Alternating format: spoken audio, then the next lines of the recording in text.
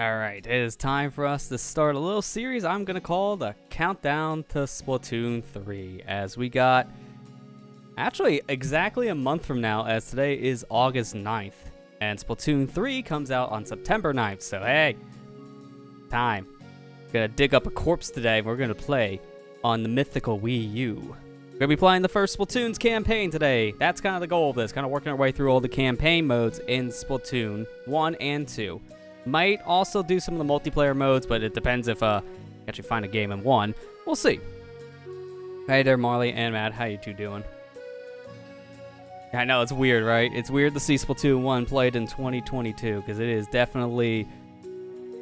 I mean, I wouldn't say a dead game on the system. It still has a pretty lively online player base, but if you want to play serious games in Splatoon 1, you're mainly doing it from what I hear now with the private battle system.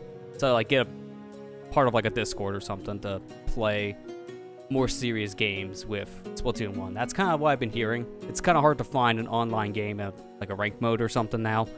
So, yeah, the servers are still live on Splatoon 1. I actually had to boot up earlier to make sure my disc was all good, and yeah, I got the stage rotation for the day. So, they're still keeping the servers up, surprisingly. But, the thing is, before we start, I need to make a brand new profile because I don't want to delete the save I have on the Wii U for, like, my main profile. And I have other profiles on here, but they both also have Splatoon save files, so it'll just be easy to make a new profile. So I'm going to use the Wii U gamepad to make a new me, probably, because I think I need to make a me just to do this. So we'll see how this goes. But also, I want to show this. We go to the game feed. We're a little more zoomed in than normal. This is kind of like the new camera angle I've been wanting to try, because you can actually see my mouth move now in comparison to before where I was, like, a pea size. So I was experimenting with this when I did the zoom thing for NVIDIA broadcast, and to me this looks pretty good for, like, the gameplay scenes. So we'll go with this. But for right now, I do need to make, again, a new profile. And oh, dang it, you guys can't see what I'm doing. Psych. The benefits of having a modded system. So, only problem is I have to use the gamepad touchscreen here still, and I can't see what I'm touching. Okay, that's Switch user. I'm gonna swap back to the actual screen. So add a new user.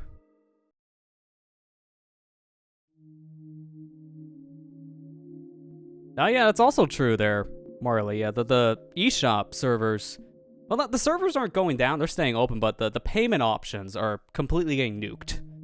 So after this month, I think, then you can't even use eShop credit to buy games. So you can only download things and use whatever crap you have on the store to buy things. It's kind of stupid.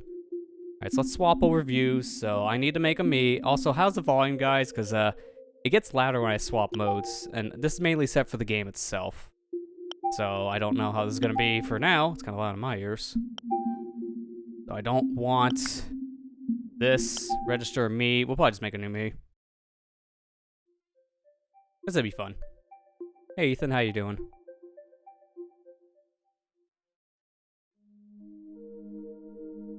And hey, Kira, how you doing as well?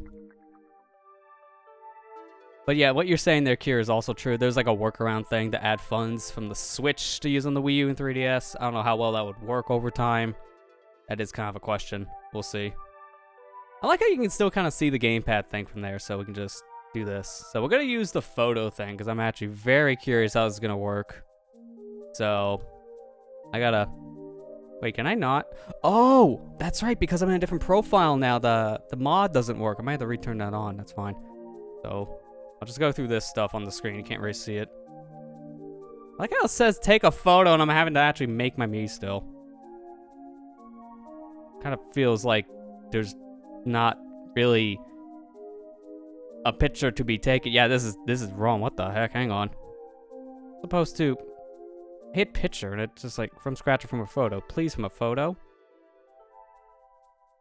Oh, I have to do all this. I'll just pick whatever.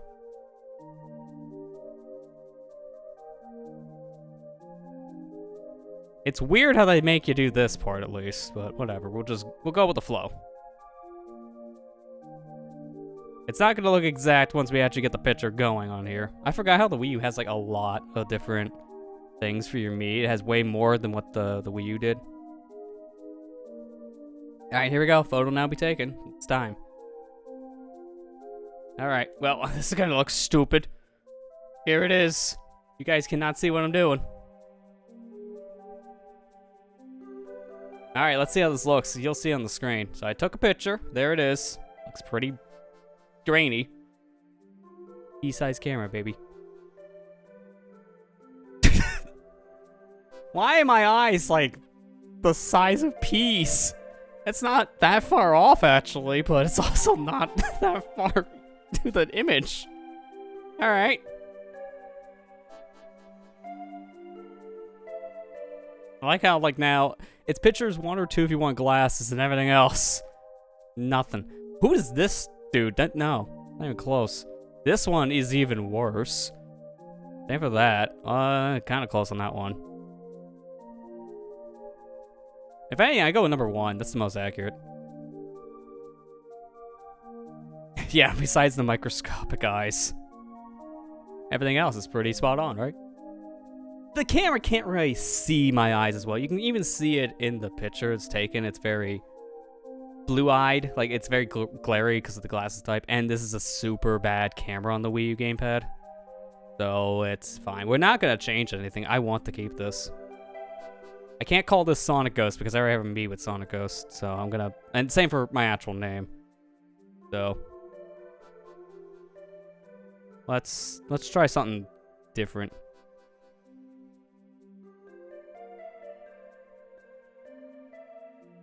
Well, yeah, that'll work.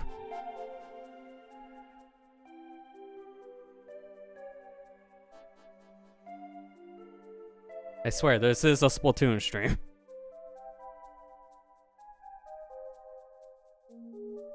Yeah, I don't need to bother with me sharing, because that's dead.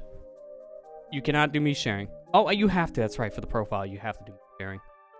Just add that to the collection. And then I should be able to just make a profile. It's been a while. Something different 64. Yeah, there you go. Sonic Inkling. I don't know if that would fit. Sonic Inkling 64 is a little long. Did it not pick my Mii? No, they'll bother with that. No. After all that, I picked generic dude. I didn't mean to hit change. Hang on. I love how we did all that. Dude, what is this? That's terrible. It's just, who owes this? Question mark, question mark, question mark. No, Spot Pass is also dead. Change me. This system, man. Kind of missed the feature from the Switch and the QR code transfers. That's the big one to me, Marley. I missed the QR thing. Because how I always have to transfer Miis around to systems now, if I want to get a good Mii copied, is I'll get it from a Wii U or 3DS as I hit the mic. I'll get it from a Wii U or 3DS with the QR, and then I will take the amiibos to register the Mii on that system, then take the amiibo to the Switch, and copy the amiibo from that. It's the most roundabout way to get a Mii that you can just get from the community on that. It's so dumb.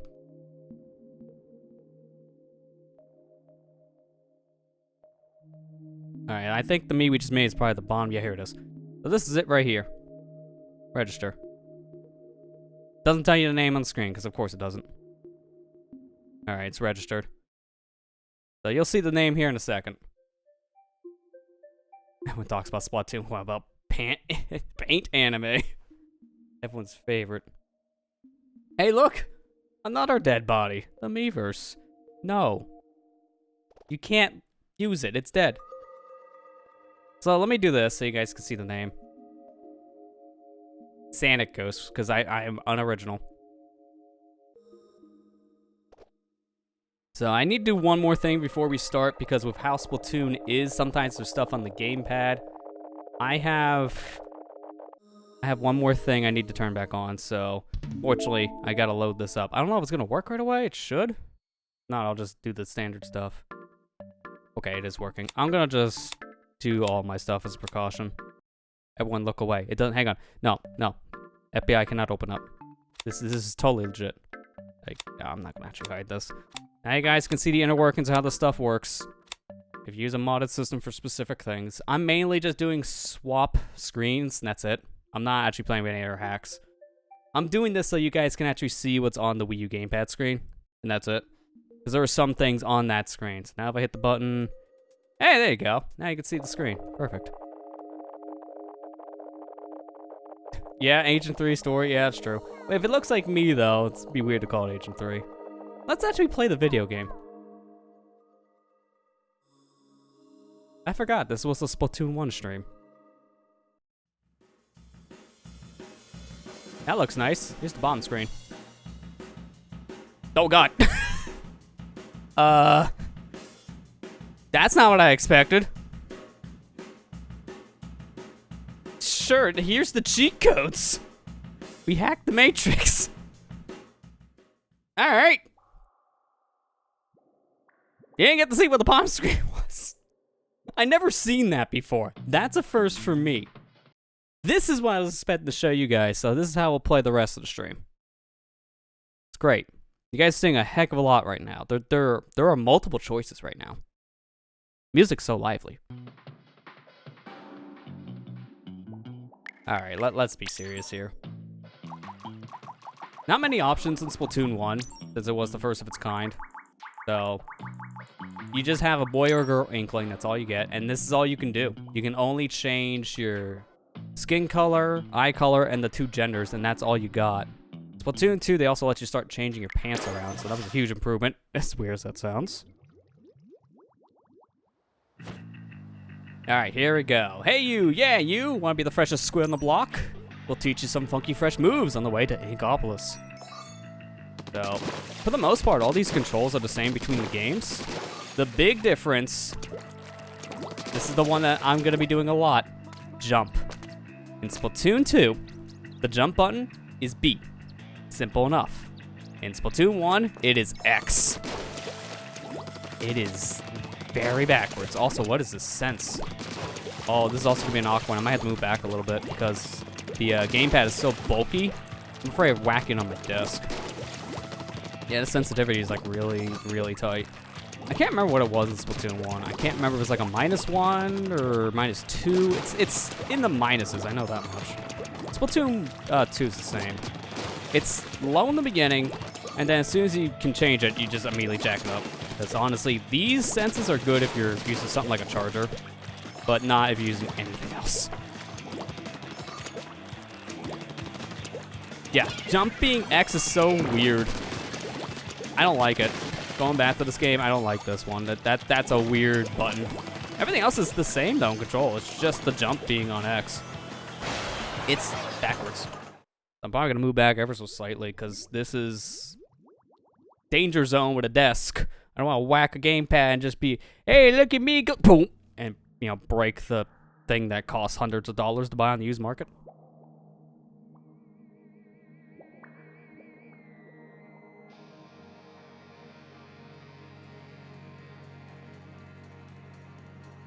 Here we are. That main plaza of Splatoon 1. Everyone remembers this place, right? In the 2 years at most we ever played this game, because Splatoon 3, we all thought 5 years, man, that's a long gap. Splatoon 1 to 2 was 2 years. Way shorter. So here we go, holding in tentacles. It's Inkopolis News Time with our host, Callie Marie. This is the game they were introduced in if you've never played Splatoon 1 before. They were the hosts of this game. So I'm going to turn down the volume a little bit in my ears. Newsflash! Newsflash! What is it? What is it? Inkopolis' great Zapfish has vanished. Wait, seriously? If it isn't recovered soon, are we going to lose power? Sure, it'll be fine. Probably. UFO sighting. Ooh, that's different. I wonder if it has anything to do with that UFO crash. Sounds likely to me. Well, that's all for now. Until next time. Stay fresh. That's the catchphrase I miss. So here's the big one. Welcome to Inkopolis. This is the plaza where you'll never be if you don't have an online account.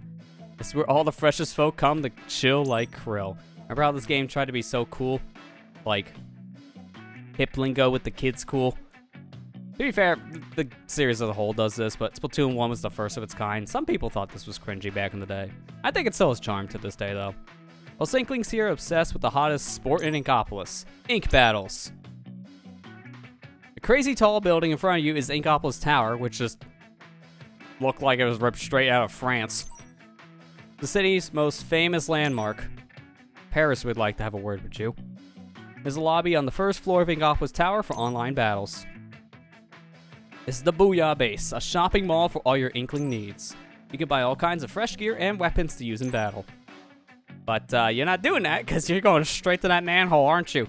Check it, the staff in the shops could be a snobby bunch. They won't serve you, you don't think you're fresh enough, aka level 4. So you gotta play a little bit of online first. Battle Dojo is the thing that never came back. This is on the second floor of the building over there. Check it out if you want to battle your friends, 1v1 and sharpen your skill. This was a local multiplayer only mode that only exists in this game, never came back in 2. And it's basically just pop the balloons. That's all this is. You go around, try to shoot balloons that are just appearing on 5 maps, which are the 5 launch maps in the game, and that's all you're doing. That's the whole mode. So you can see why it never came back. You might want to steer clear of that back alley. Smells a little fishy. See what you did there. Next we have, who's that creepy old dude? Seems like the type that can get you mixed up in something dangerous. Possibly in a subway station.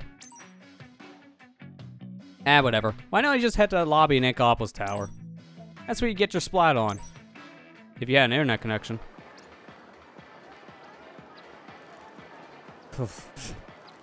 There's like a word Las Vegas. Yeah, you also got a point on that one there, Ethan. But yeah, this is a very how you do fellow kids kind of thing, at least when it first launched. It's kind of like the charm of Splatoon now, I feel. But yeah, I also agree with what you're saying there, Ethan. When this was first shown, people were kind of mixed because of how it was shown off. It was a little weird. So to some people, they didn't really like what Splatoon was like at first just because of how it was shown. Problem is, this game was pretty much fodder at the time for E3 coverage, so that didn't help. But I'm going to swap over right now because I got to do some control stuff. This is like Silent Town. Man, this is a little awkward. Can we at least get some music in here? That's not helping. There's literally no music in this building. I'm just in a void. All right, you know what? We do this silent mode, I guess. All right. Okay, hang on. There you go. That should work. So options. I see the top screen now on the gamepad, so I can't really see what I'm doing. Let me swap back real quick so I can see what I'm doing. Okay, now can I adjust things? Okay, this is my sensitivity. I gotta change this, so bear with me. I'm gonna just do it myself. You guys cannot see what I'm doing, but that's fine.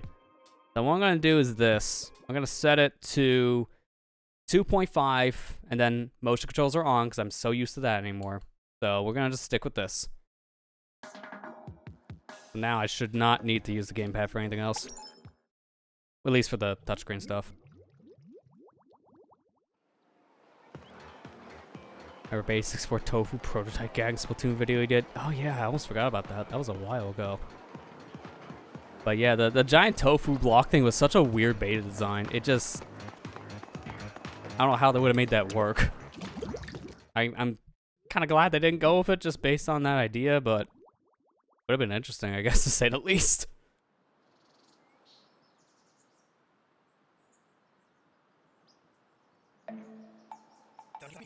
The Octo! The Octarians are coming! No! Oh, hi. Guess I lost my cool for a minute there. I'm Captain Cuttlefish, leader of the legendary Squidbeak Splatoon. That look in your eye, it's the look I've been looking for. Great Zapfish that powers Inkopolis has been squidnapped. Nobody believes me, but it's the work of the Octarians. I just know it. They want revenge for the great turf war of 100 years ago. It's been keeping an eye on them. I've been keeping an eye on them this whole time, of course. But they stole the great Zapfish right out from under my nose. Please, you gotta help rescue the great Zapfish.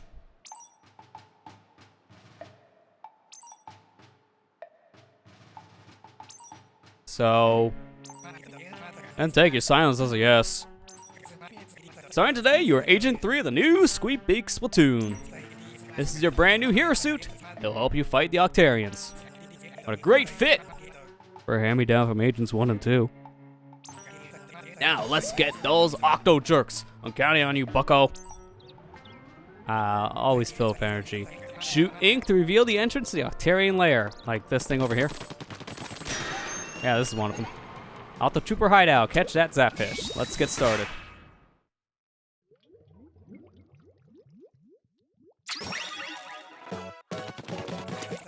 Alright, let's see how this is gonna go. I haven't played Splatoon 1 since Splatoon 2 came out.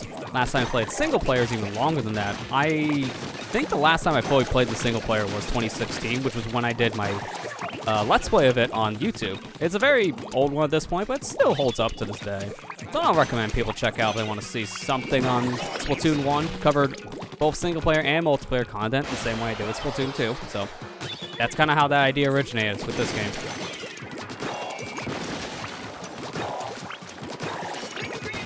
That's just how little ink you have in the single player until you upgrade it.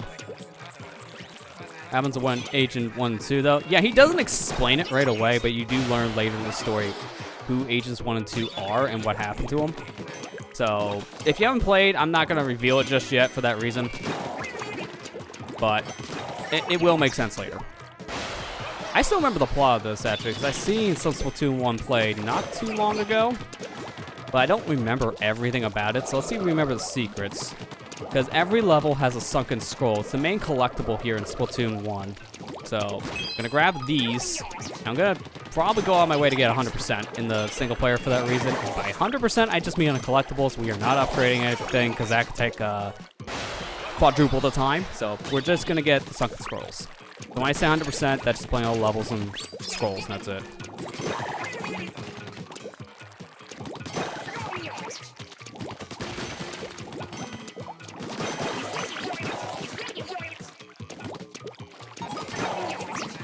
Okay, it really is kind of hard to do quick turnarounds with a giant gamepad in your hand. It really is, because with a controller you can just flip the whole thing, but not with this bulky thing. At least the reset button's still wide, so that's easy enough to remember.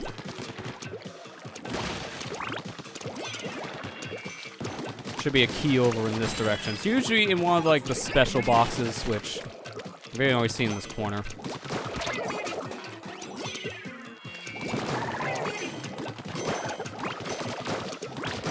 First level, really not much of a challenge. Don't have to worry about things here. You fill ink. You don't see how much ink you need to throw bombs in this one. That's kind of a problem when you go back to play this game. I don't know how much ink I need when I see it there as a first-time player. Although, by playing both of this game and Splatoon 2 for so many years, you know, throwing a splat bomb takes about 3/4 of your ink. So, you need a good amount. So, if we're getting sunken scrolls, we get a little bit of backstory here on things. Since time immoral. Okay. A rare type of electric catfish known as the Zapfish has been prized by Inkling Society as a source of energy. In fact, the entire city of Inkopolis is powered by a single 100-year-old great Zapfish. Also, since time immemorial, sorry, brain fart, here's your art. You can actually hide the text to see it, which is good art. Like, they have some really good art in this game. Alright, next stage. Although, how much do I have here? I can upgrade some stuff, which I probably should. This stage, I should buy burst bombs. Burst bombs is so helpful to have. So, I'm gonna just get those right away. See, this is the Zapfish. This is what you're working towards. Yes, I get it. I can switch to bomb type. Thank you. Jeez, man. You don't need to screaming at me. Did you know you can press a button? Yes, I did. Hello, sir. Oh, he's trying. Come here and give me a big old hug. I'm waiting. Come on. Arms open. Oh. Well, you tried.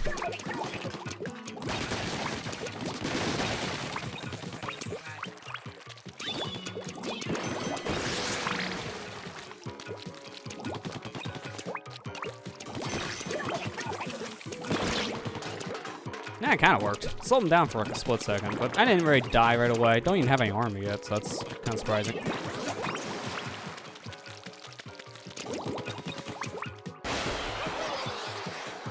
Buttons with things in the controller art. Yeah. Fourth wall right there, cuttlefish. What is the ZR button? I don't think I have that on this gun.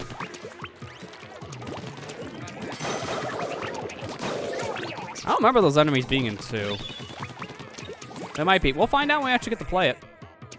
Alright, I'm gonna just throw that there. Squeegee's ignoring me. That's kind of surprising. Please just continue to ignore me. I'm gonna climb this wall. And immediately drop all my frames. Come on now. Come on back. There it is. I just want to wait a sec on that. Alright, so jump down here as a squid. Would you look at that? It's our collectible. Kind of easy to find these in the beginning, but they will get harder later.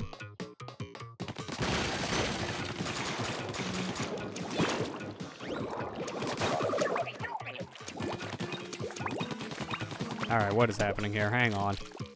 That's a lot of frames. I'm just gonna stop for a second here. I'm gonna wait for the bottom out. I don't know what was happening. It was working fine earlier. Probably an ISP thing. Thanks, Comcast.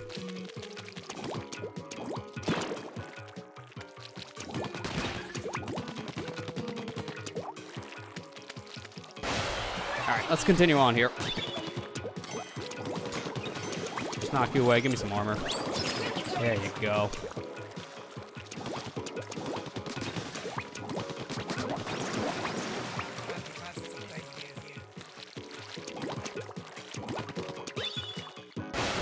I think I can use the splat bomb for this one.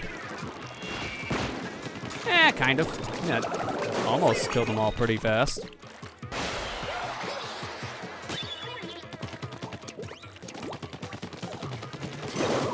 See you later. I didn't even know you existed there, enemies. Immediately as soon as they spawn, they all die. How convenient for me. Alright, I could actually just climb straight up here, I think. Because what you're supposed to do is there's a cannon that you're supposed to be using here, but I think if you play your cards just right...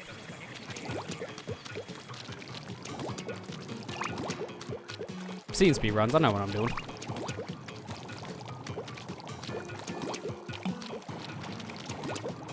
It's really not that much faster, actually. It works. Kind of crappily, but it'll work. Hi! How's it going? I'm supposed to use a cannon over there. That's a cute thing. No, screw you. I'm out. Man, if you can do that fast, that is a good skip. But if you can't, like me, then that's very slow.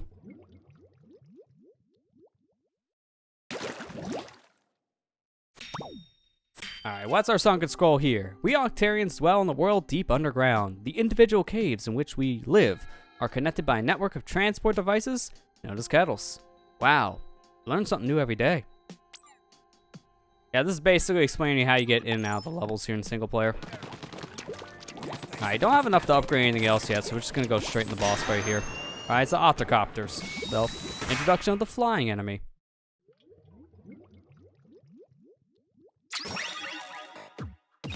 Gonna paint this tree real quick because it has some eggs. You don't really get that many eggs in a lot of these levels, from what I remember. You get enough to upgrade stuff here and there, but you have to grind in this game if you want to get all the upgrades for your gun, ink take, and all the bomb types. So if you want to truly 100% this game, you're replaying a lot of the same levels over and over again just to get power eggs, which is kind of annoying.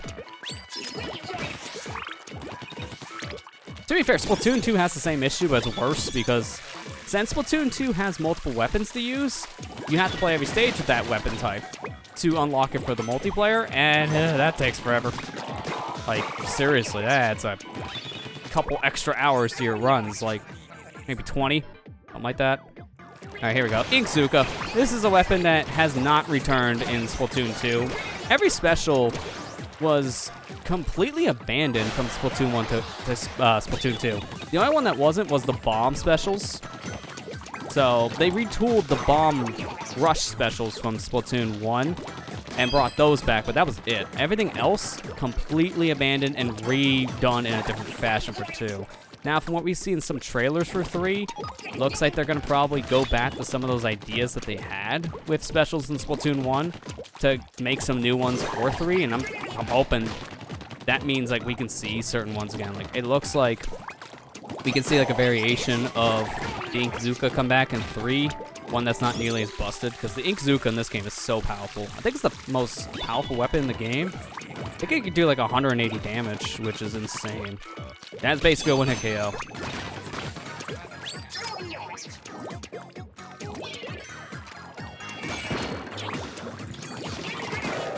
Don't worry about you. I'm gonna hold on to this thing, because if you can finish a level with extra stuff like armor and a special, you actually get some more eggs in the end.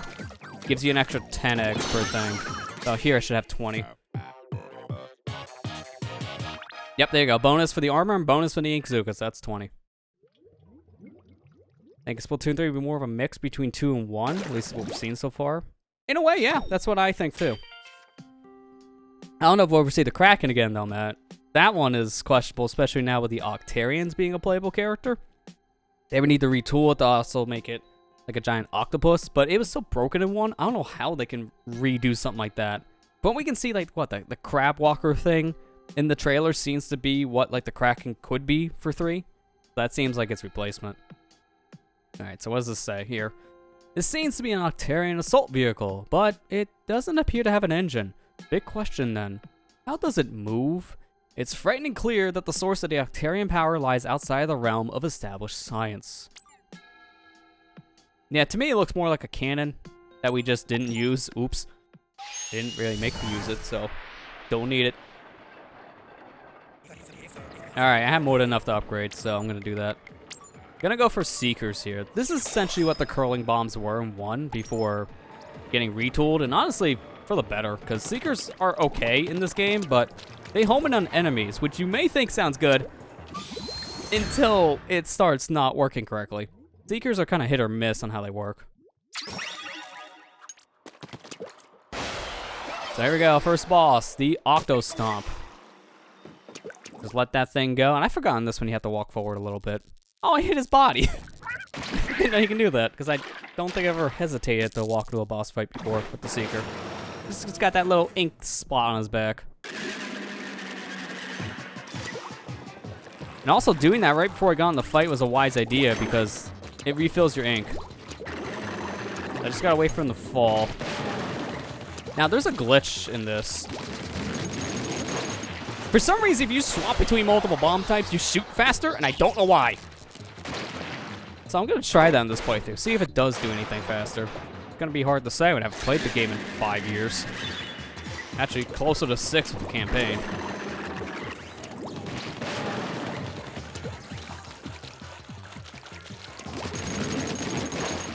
That might be faster, I don't know. I'm going to mainly just do it probably with this one. Later bosses we don't really need to try if I don't feel a difference. But it is the tech you do in a speedrun that actually beat bosses fast, because you just do more damage faster. If you see any Splatoon 1 speedruns, you're going to see that. A fake out.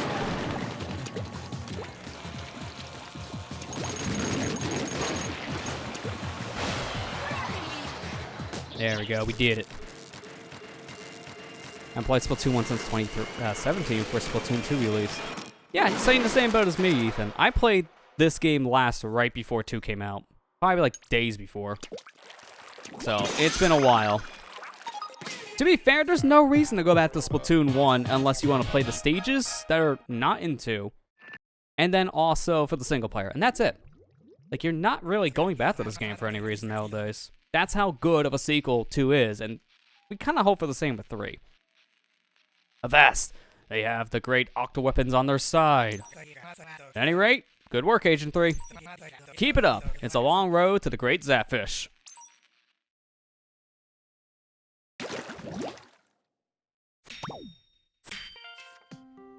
So, this is the one difference, though, with these sunken scrolls. When you get the bosses, they give you a blueprint for a multiplayer weapon. I can't remember what this one was. I think it's a Splattershot Junior of some kind. I think it was the custom. I'll probably look it up because we're not going to be playing multiplayer on this file. So I would never actually go to Sheldon's for this. I might pop in and see what the blueprints say. That's about it. I don't know if he actually lets me. You know what? Actually, I'm gonna test this theory. I don't need to do that. Yeah, there's a button on the bottom screen that says Inkopolis. We'll just go straight to Inkopolis. I want to see if you can talk to Sheldon now to get the blueprint design. I can't remember if you need to play some multiplayer or not, because he requires you to be level 2 to buy the first weapon. So he may just kick me out. Hello. Oh. I'm afraid you're offline right now. Come back when you connect to the internet. Okay, so I can't even check the blueprint design. I'll have to Google it. Which is fine. I'm not walking all the way back over there. See on the thing on the map? It says Octo Valley. I could just tap on that. I'm just gonna tap on Octo Valley. Let me look up what the Splatoon 1 blueprints are.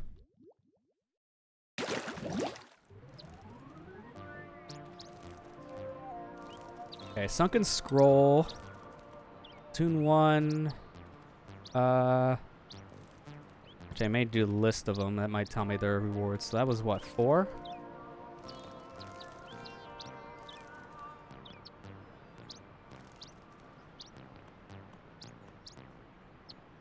Okay, that's actually not what I expected. Just scroll 3, that's why.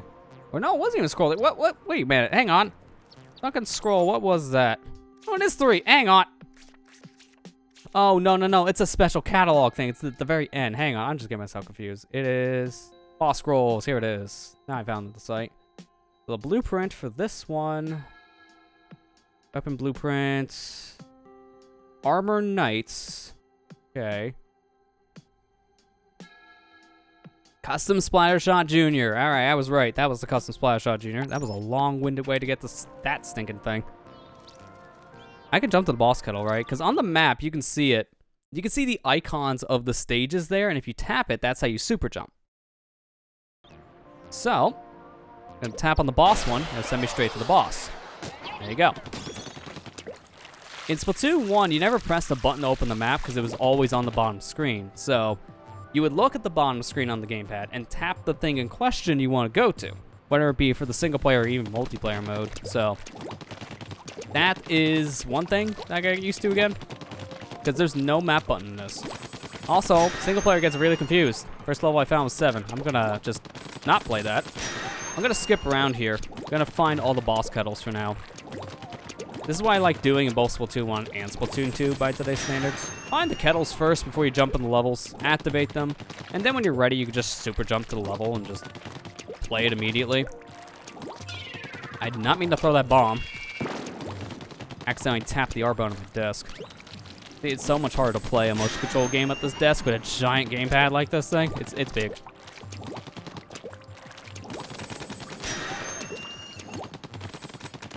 I think it's all the levels once I get this, right? Okay.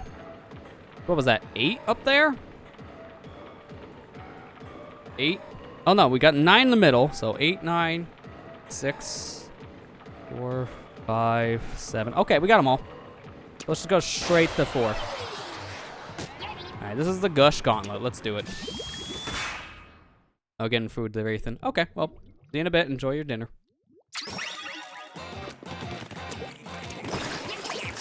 So these things do return in Splatoon 2, Gushers. Essentially, you just shoot it, and it makes a glorified platform, if you want to call it that. They can ride up.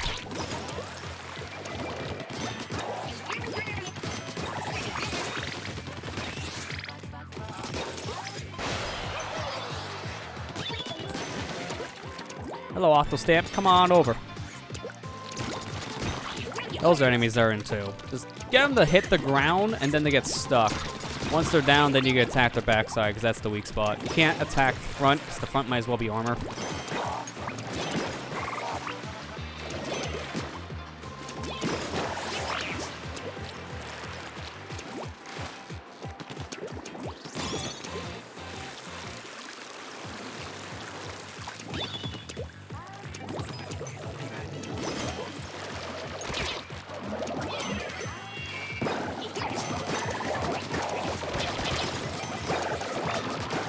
Nice.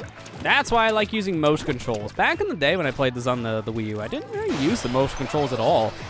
And that was just mainly because I was not used to how they worked, so I didn't know really how exactly to play the game with motion controls effectively, and especially because at early days of doing some of the YouTube and Twitch stuff, I used my microphone on my desk. I didn't have a stand, so I had to like really get up close and personal with the microphone on my desk, which is a great way to get some bad back pain. And by doing that, meant I had this gamepad almost resting on the surface, so I couldn't use motion controls in that setup. It would just be a bad idea. I would break both my desk and my gamepad. So I just opted not to use them. I used stick control. But the game that really like transformed my idea of motion controls was actually Star Fox Zero. On the system itself, like they're good controls, I think. Using the gamepad to aim around, it was really fluid, but when I played that, I could not do it on a desk. I had to sit back on the couch. So, playing a game like this, again, with a giant old thing of gamepad, it's really something to get used to in this setup. This scroll was found in a deep rock layer. Its age estimated at approximately 2,000 years old. Details the ancient turf wars of the time. It seems the basic 4 versus 4 battle format had already been established at this stage. And ye old Judd there in the middle. Or at least what could have been Judd. Possibly it could have been an ancestor of Judd. Don't judge. But yeah, this is a setup of turf wars in like old ancient times, which is an interesting art. I like it. What's number 5? Is this one? I can upgrade. I'm trying to remember what is best to upgrade next. I think it's the ink tank. Because the ink tank itself, it does give you a little bit extra. I should probably save a little bit more to get a gun upgrade, actually. I remember something that I heard a while back, that if you upgrade your gun in this, it actually makes the final boss harder? Something about, like, he scales with the gun, so I'm not sure if I should do that or not. I don't know. We'll figure it out. Oh yeah, this is the stage you want to have burst bombs. Because all you do is this. That's it. That's all you gotta do to raise the sponge up. It's an instant raise. Yeah, I agree, Matt. Star Fox Zero is not a bad game. I think it's fine. It's not for everyone, that's the thing. It does have some interesting design too, I'll admit that. It has some issues, but I don't think it's bad. I just don't think it was what people were expecting, especially after waiting as long as we were. And it also released at one of the worst times on the platform, so it didn't help on that front either for its lifespan.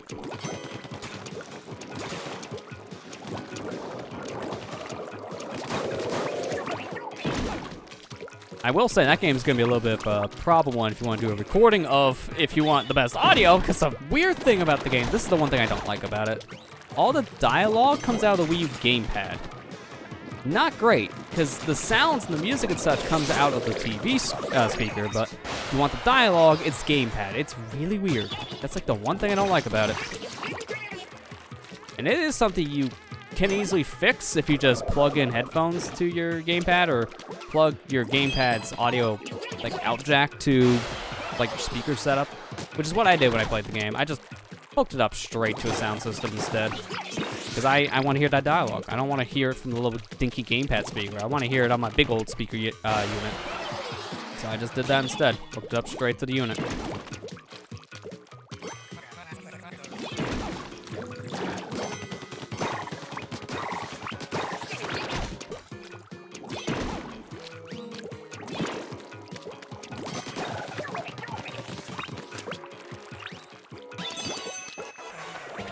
Hey look, it's a cannon. I forgot what these things are because I never used it. I heard about it from the sunken skull thing.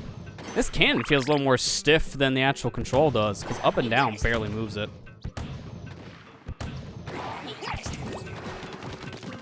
Also, it doesn't take up any ink, so you can just abuse it.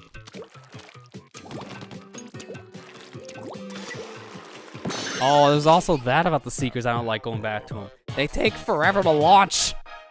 Like, you have that wind-up of... Like, it just takes forever to throw the thing while a curling bomb, just yank. It's out of your hand. It's done. It's so much slower in this one. The terrifying biology of the Inkling. Not kidding. That thing horrifying. Horrifying. It's also gonna fly away here in a minute. Get out of here. Strength. Can leap up to 5 feet. Brain. Simple and predatory. Bones? None. Eyes. Can spot prey from 100 yards away. Defense. High pressure. High capacity. Ink sac. And that's the biology of the Inkling. Now, where does the tank come in? It just surgically planted on your backside? We always wonder, how the heck does this thing actually work? You never see any wires going out of the back or any tubes? I have questions. Maybe we're just like perspirating into the tank. I don't want to think about this anymore. Let's just go to level 6. It's a weird topic. Abort. Abort.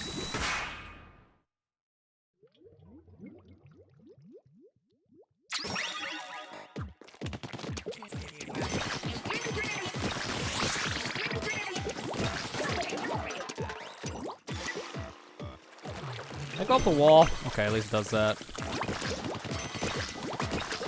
Hey, dead. No, actually not. That's right, walk into the bomb. Not the smartest creatures out there.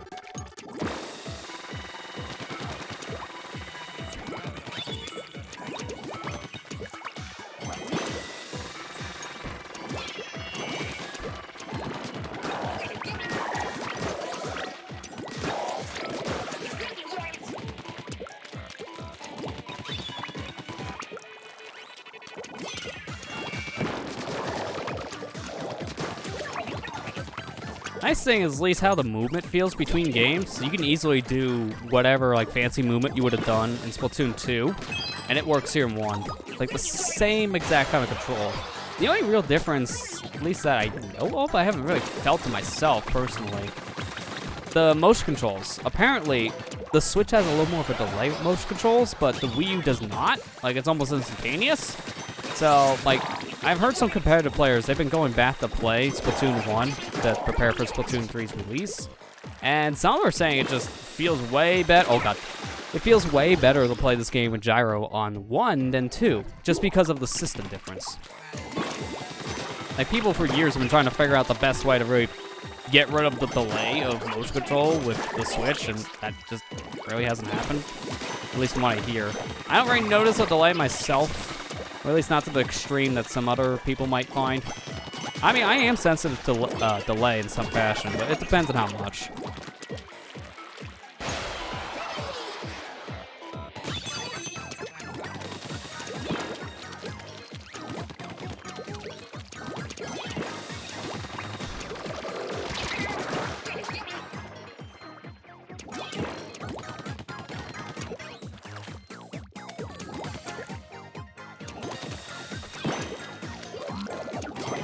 No, okay. A little bit more, please. A little bit more.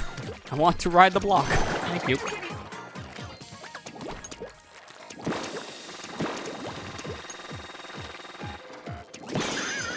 Nice. Just enough ink.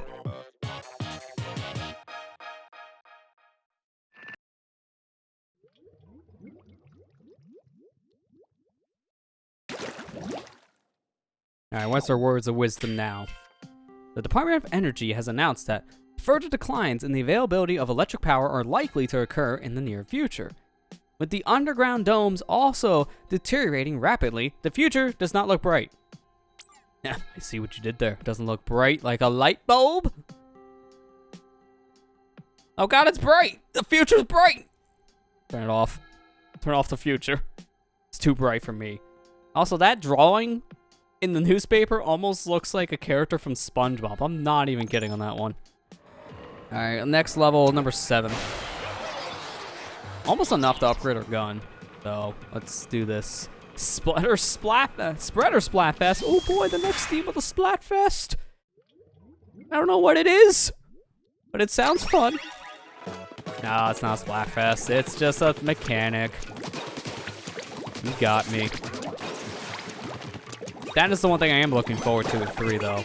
Since we're having a new game in the series with new support, Splatfest's coming back.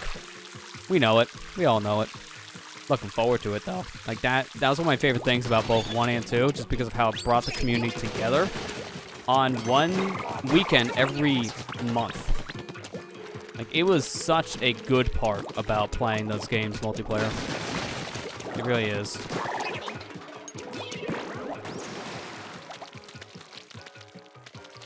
Can't wait for the themes, though, to kind of be lackluster like 2. Alright, here we go. Argument time. Which themes were better for Splatfest? Splatoon 1s or Splatoon 2s? That's if you played them, or maybe at least Googled them.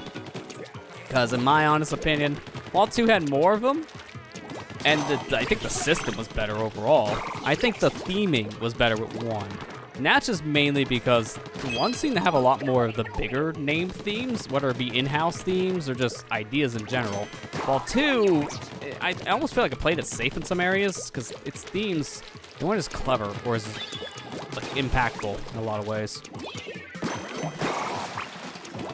So, to me, I say it's 1's themes, personally.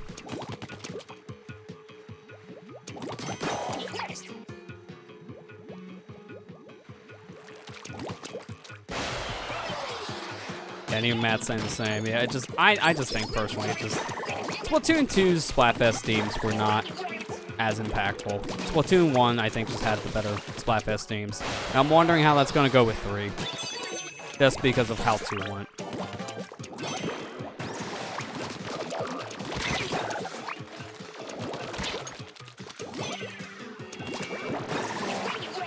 Idiot.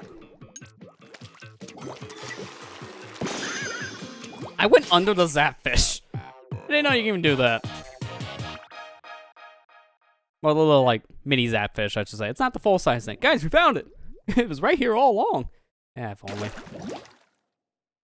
Which side of the toilet paper roll goes in? Yeah, I almost forgot that was a 2 theme. Toilet paper. It was just so stupid, man. Alright. Well, let's see. What do we got here? The ink spray during a turf war vanishes almost immediately after the battle ends. How environmentally friendly and incredibly convenient. Fourth wall breaking yet again. Alright, next stage. Here we go. It's over here. Stage 8. Octoling Invasion, the first level where we get to play against the Octolings, but also the first multiplayer map you get to play in Splatoon 1 single player. Because this is flat out Kelp Dome from the multiplayer mode. Man, those signs are blurry. Who put the Vaseline on? Wow. This was so low res. Holy crap. Now, I don't remember where the heck you go in this for the C's. Yeah, the Sunken Scroll. I'm almost going to call it the C Scroll. What in the world? Oh! Oh! I just learned something new here with the hack. I could just press the B button to show you guys the bottom screen, because I accidentally pressed the jump. I got a new problem now then. I can easily do this. Oh, no, you can only do it in gameplay. But I can easily do that, just swap the screens without even meaning to. Oh boy, that's gonna be a thing. Everyone's favorite map to not get on Rainmaker. Kelp Dome. Problem with this map on Rainmaker is people can literally just run to the end in like 30 seconds and win. I'm not even kidding with that. You literally have like 30-second games here at times. The AI though for this, rock dumb. Like holy crap, they're dumb. They don't get any better with 2. They really don't.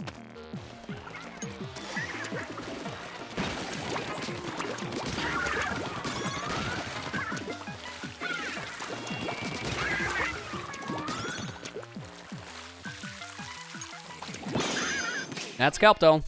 A short stage. Holy crap. To be fair, Kelp Dome is kind of condensed down when you just take certain pathways.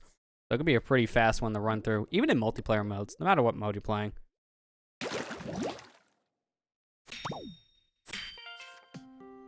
Paradise Lost by... Oh, so that's right. They mimic famous artists at times in this. This is supposed to be Michelangelo, but it's Octolario. I forgot about this. It's Adam and Eve, but with the Octarians. So cursed, man. It's so cursed.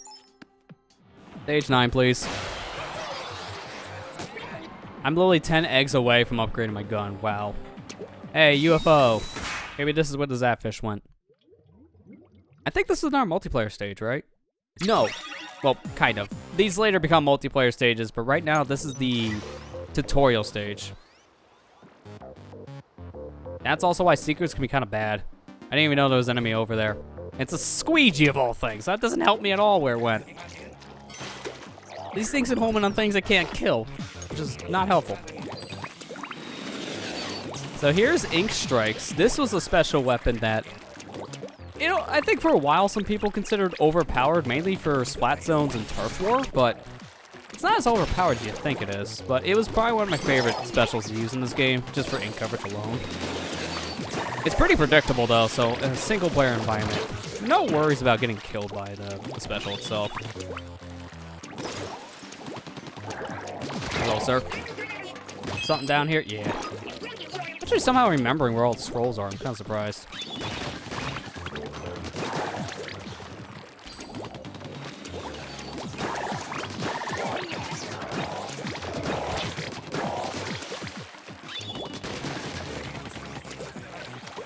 Coming through. Alright, here we go, boss time. Oh. Quote unquote boss. This guy doesn't really put up a fight. One easy way to kill him, here's all you do. Throw a bomb, he gets distracted, shoot him. That's it, that's literally all you need to do. He gets distracted so bad by the bomb, he just doesn't even put up a fight. I remember that much. Like, these stages are so easy once you get to the ending.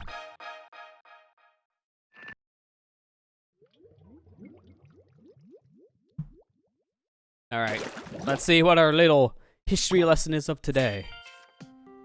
It seems that some Altarians can assume humanoid form. These specimens have superior physical capabilities and are highly aggressive. High-ranking individuals have kept on their heads. Oh, have kelp on their heads. I'm like, wait, what?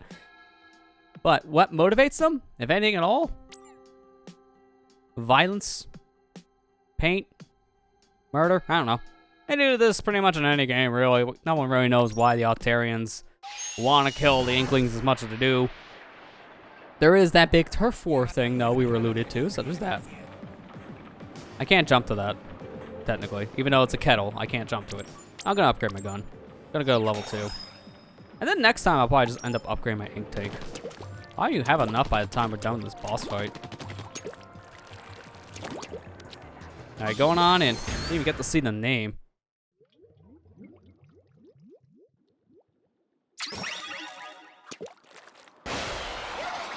Shredded Octonozzle. Okay, I almost forgot you existed.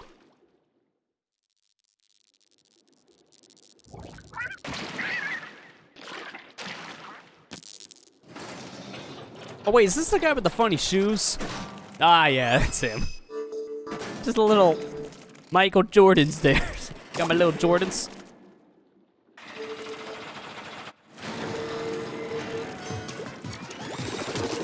Just shoot the weak point. I remember what you're supposed to do in this fight is this. You climb up here, and then you can shoot. And that's it. But what if I told you there's another way to kill this guy? Well, we'll see it after this is all done. We get the phase 2's attack. But this guy, I don't remember being that hard at all. He just hit the weak points, and then he's available to like kill. He gets more weak points, the more damage he's taken on. But it's really not that bad. I think it's only 2 for this phase, and that's it. Yeah, and that's it. That's it. Just 2 of them. So now I could just do this. You can reach him from down below. You don't even need to jump on his head. Oops. One of those. Yeah, the famous meme. Fits with this guy especially.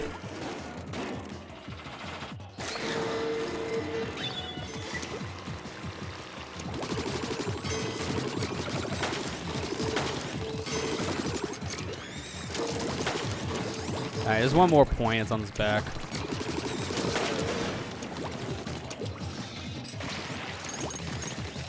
Can't reach. Hang on. There you go. He did. Easy.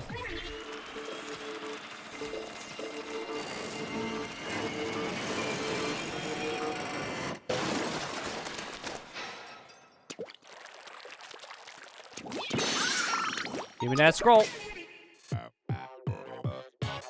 And that's it. We shot the sneeze at you. Scriggity scratch. What's that sound? Cuttlefish. Yeah, blasted radio. Must be broken. Doing great, Agent 3. Don't let up.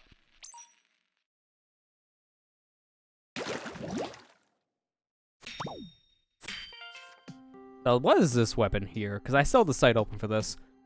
This should be... Is that? Yeah. Okay. The Kelp Splat Charger. So this is a charger weapon, huh? I can kind of see it in the blueprint.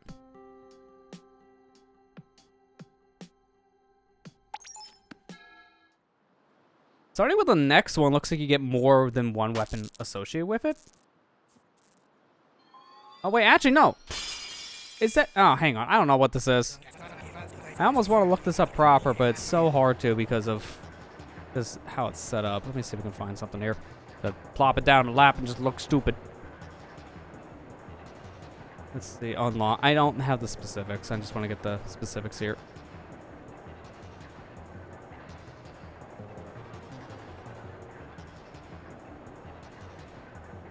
There's multiple with this. I cannot remember what's the blueprint or not.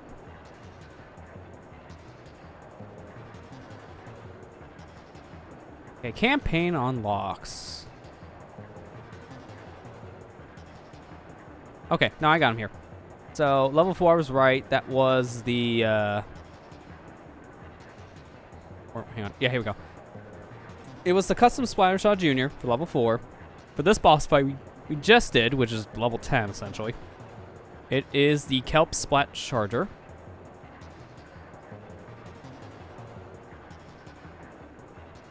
Yep, Auto Nozzle.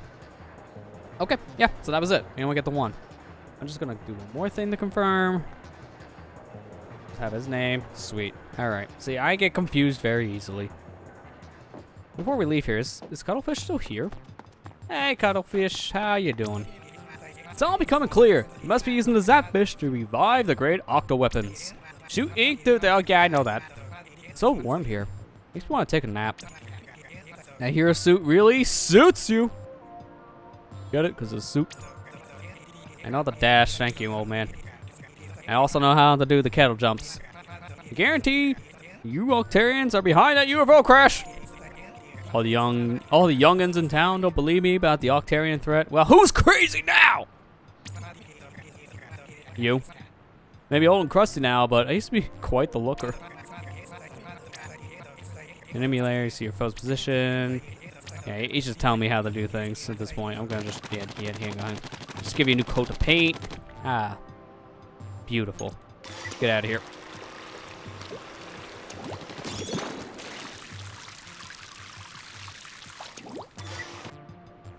Yeah, go, my seeker, go. I'm gonna do the same thing here as I did with the other area. Unlock the levels first. Come, you spirit animal. Yeah, with the stinking puns.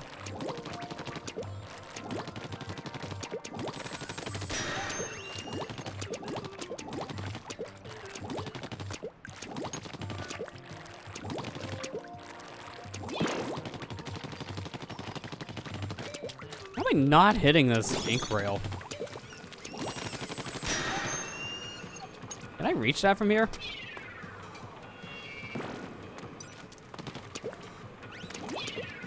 This just works. Yep. Screw walking, am I right? Also, can I just do this to get the ink rail for later? No, there's a huge invisible wall in that. Holy crap, I forgot. Yeah, that doesn't even attempt it.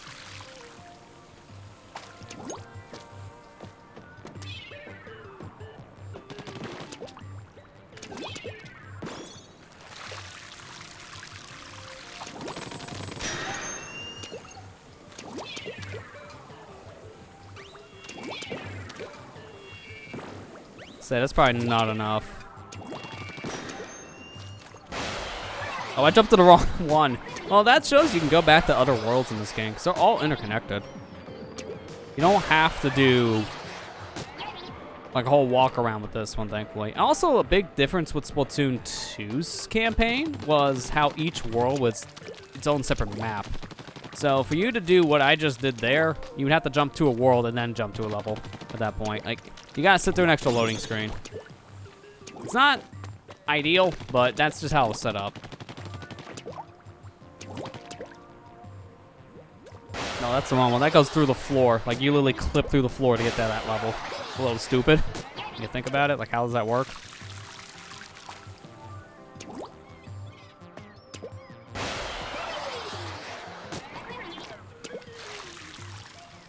I'm just gonna go the full way.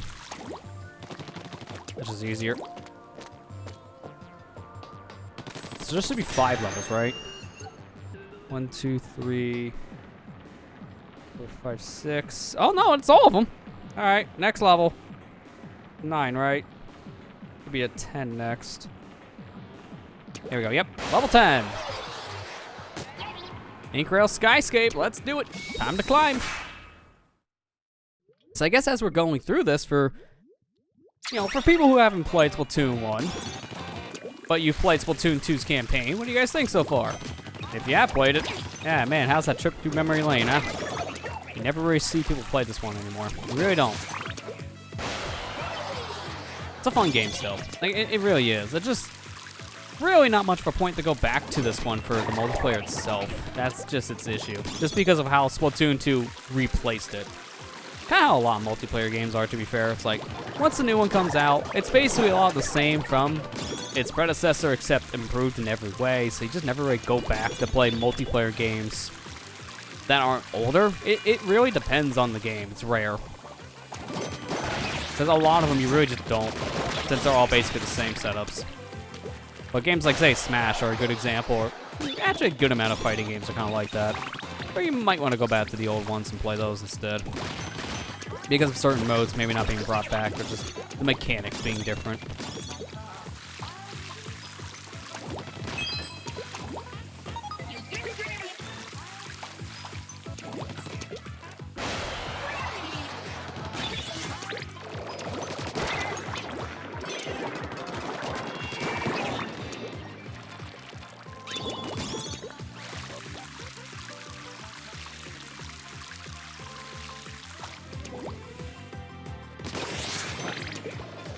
I'm gonna need one of these. Thank you.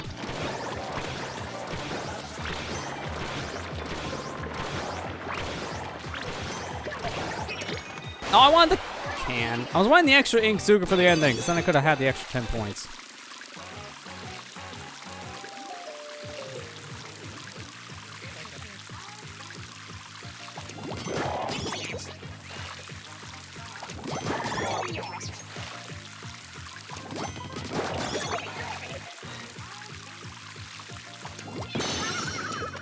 There we go. Nice.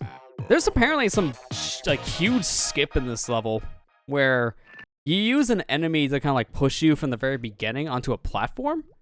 And if you can do it just right, you go straight to the final checkpoint. So you go from spawn to final checkpoint in a matter of like 30 seconds.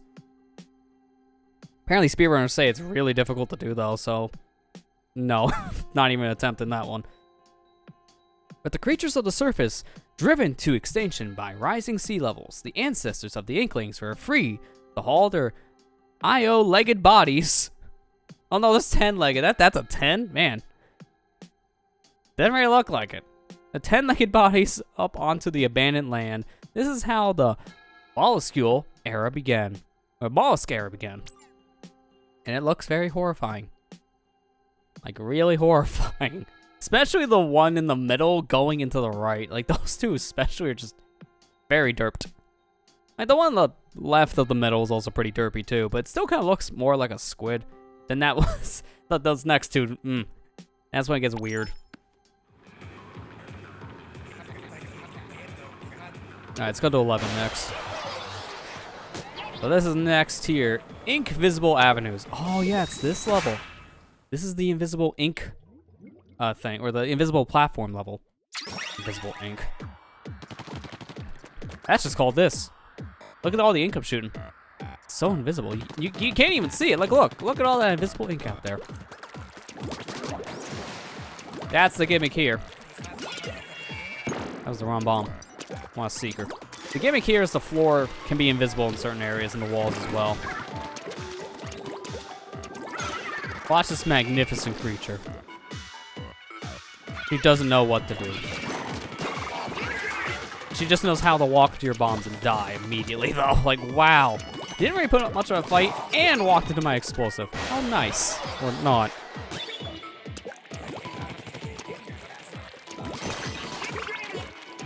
This level is pretty helpful to have Seekers or Burst Bombs. I recommend the Burst just because of how good they are for almost anything. That's just, you know, both 1 and 2 in general, though.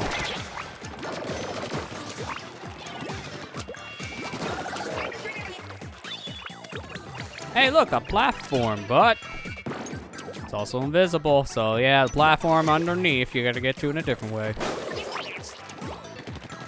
Luckily, the bomb kind of hints at it. There's a floor down there you can ink. Can I just do this? Because I can climb there, or I could just climb here. It's a little bit faster because it's right next to my ink drop.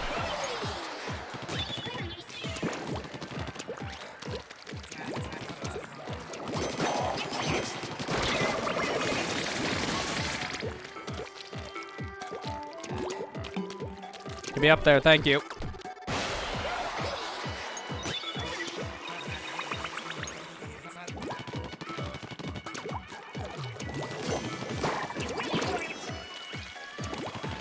Of course, they gotta put a squeegee in the level that you need to ink. Of course, they'll do that.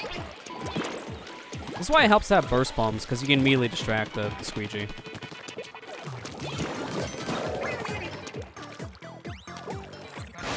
There we go. Nervous just watching. Hey, you try it yourself, Cuttlefish.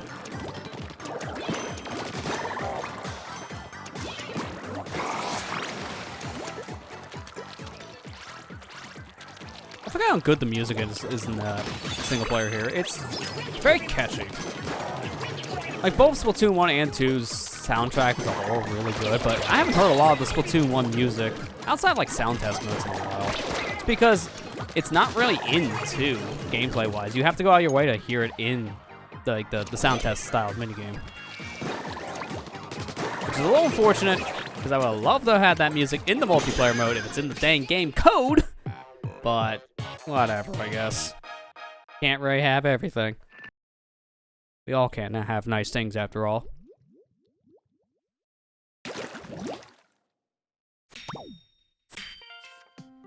Twice a year, the Inkopolis Collection Fashion Show captures the hearts, minds, and wallets of the city's youth. Is there no room in these creatures' minds for anything but battle and fashion? Good question. I like the one in the middle, though. It's very sassy.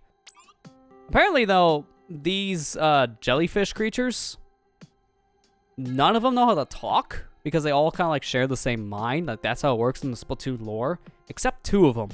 And those 2 you find in shops between, I think, both Splatoon 1 and Splatoon 2. I think there's a jellyfish character in both games in a shop.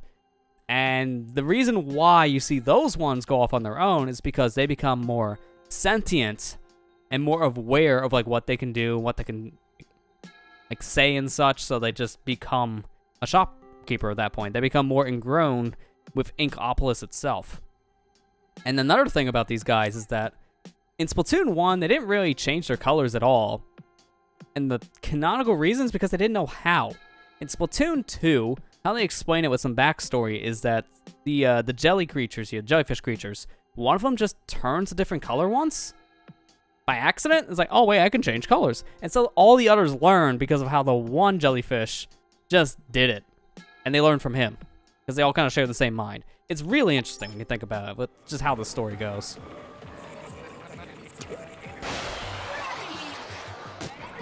Now, I'm going to upgrade my ink tank for go any further here. I have enough to upgrade something else too, but I'm going to hold off for another ink tank upgrade. Wish I could have nice things. Yo, same.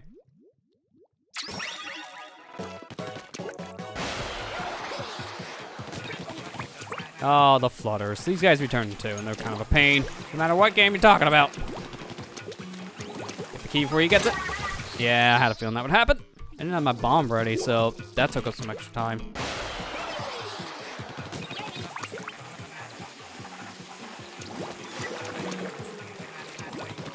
I can get there before he gets it this time. I gotta remember the bomb strafing, but I can't do it as Seeker. Like, you can do sub-strafing here by just holding down the bomb button in squid form, and then you pop right out in the direction you're holding. So you want to like go the other way. It's hard to describe this, but essentially what you're doing is with the bomb, you're stopping your momentum, and then you can immediately do like a U-turn. Because when you don't have a bomb, this is what happens. You kind of like slide around a little bit in your ink, so you get a little bit of extra momentum in the way you're going. compared to sub-strafing, where you just instantly stop and can immediately turn around. In this level, that makes a huge difference. But I can't do it with Seekers, so I gotta remember that. Kind of why Seekers not really that great.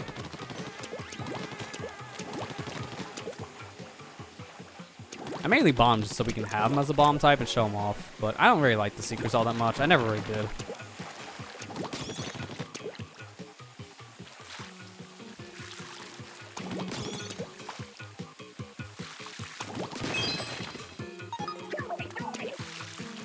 I can just jump back over here.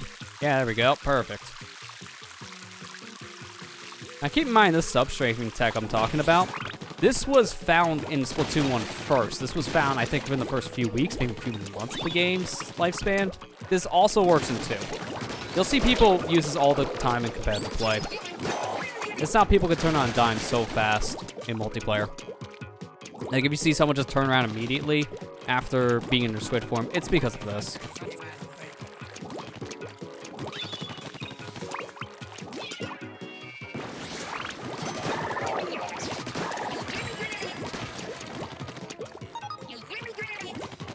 Sometimes there isn't an application to use the sub-strafing, because sometimes you might just want to go. Don't really need to worry about turning. And other times, yeah, you can use it. It's mainly in multiplayer, you probably want to use it every single time in Squid form. Single player doesn't matter as much.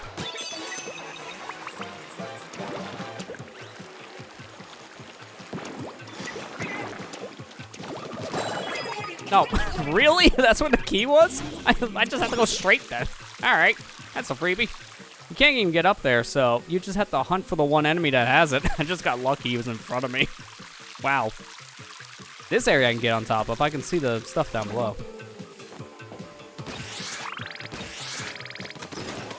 Just take a flutter up. Perfect. Easy.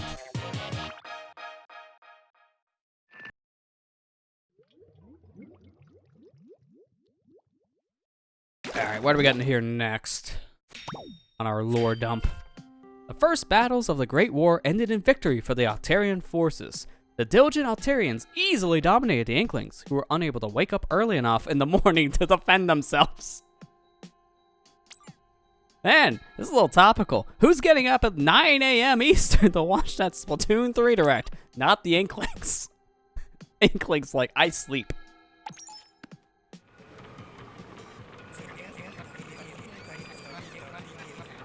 Hey, that was level 12, right?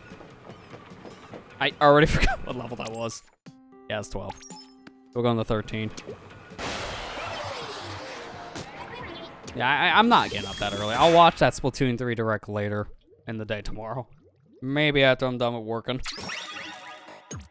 But dude, man, it's so early. I know why. It's because it's the Japan time zone thing. It's based on their evening.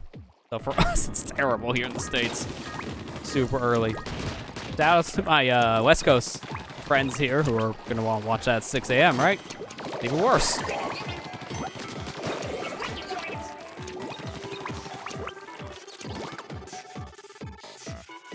Oh, it's an Octarian. It's a weird one. Just because of the flicker, it was hard to tell what he looked like for a second.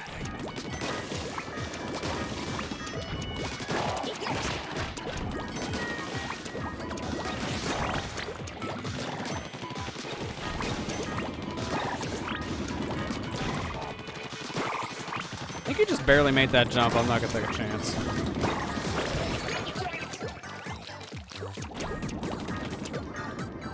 Oh, I barely made that jump, though. That was stupid risky. Shouldn't have done that.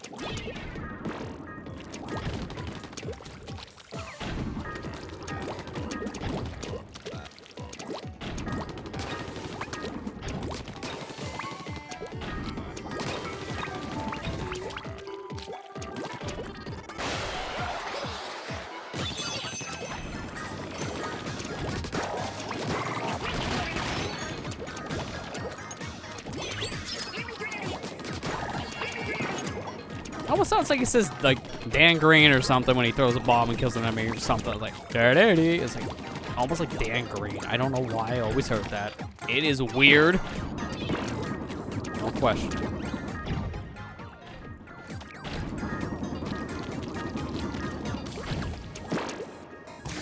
That was a mistake. Probably shouldn't have done that.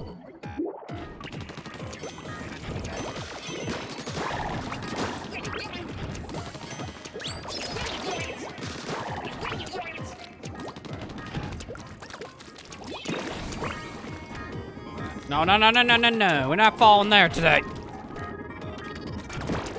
Maybe the music's higher pitched. Like, higher pitched than before I died, higher pitched.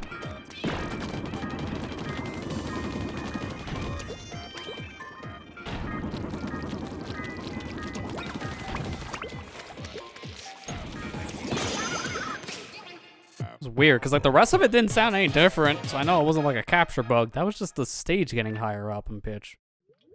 Whatever. Weird.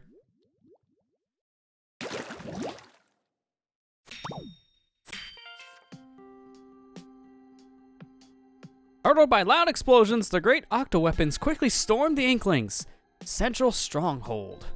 Oh, okay, I read that something else for a second.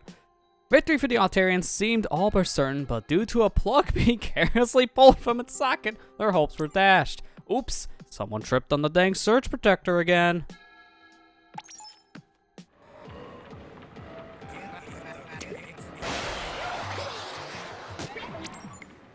Did I just go straight for armor, or not armor, ink capacity again? Probably. Ink capacity tank ups are really helpful. One more at 800. Occluding Assault. Alright, let's do it. Another multiplayer stage.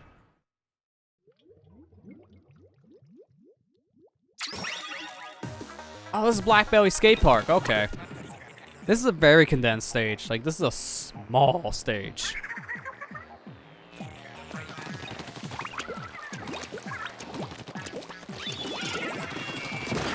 Kind of walked into that one. Now, they block off some of the stage, but they also don't. Oh, wow. I didn't even know they threw a bomb at me. I didn't see it. But one time, one of the Octarians killed me. And then immediately, it's just like flops in the air. All right. That's not a way you redeem yourself. There's armor.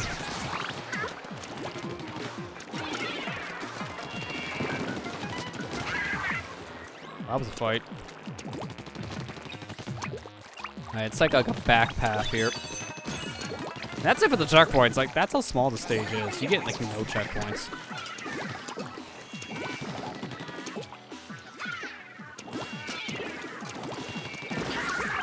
Alright, sure, just walk into it. Fine with me.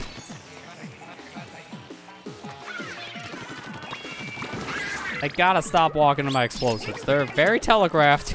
You should know better. Okay, this one's just actually playing Turf War.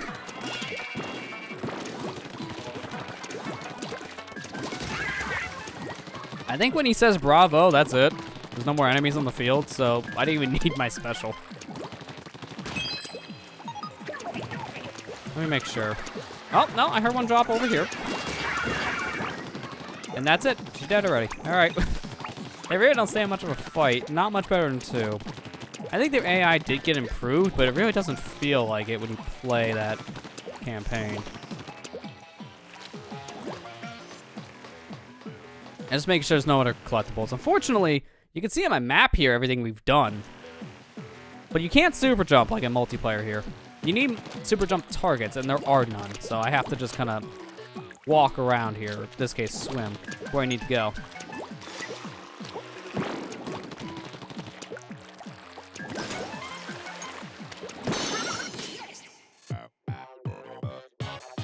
There we go, that's another multiplayer stage down. Didn't even use the special, so give me the points.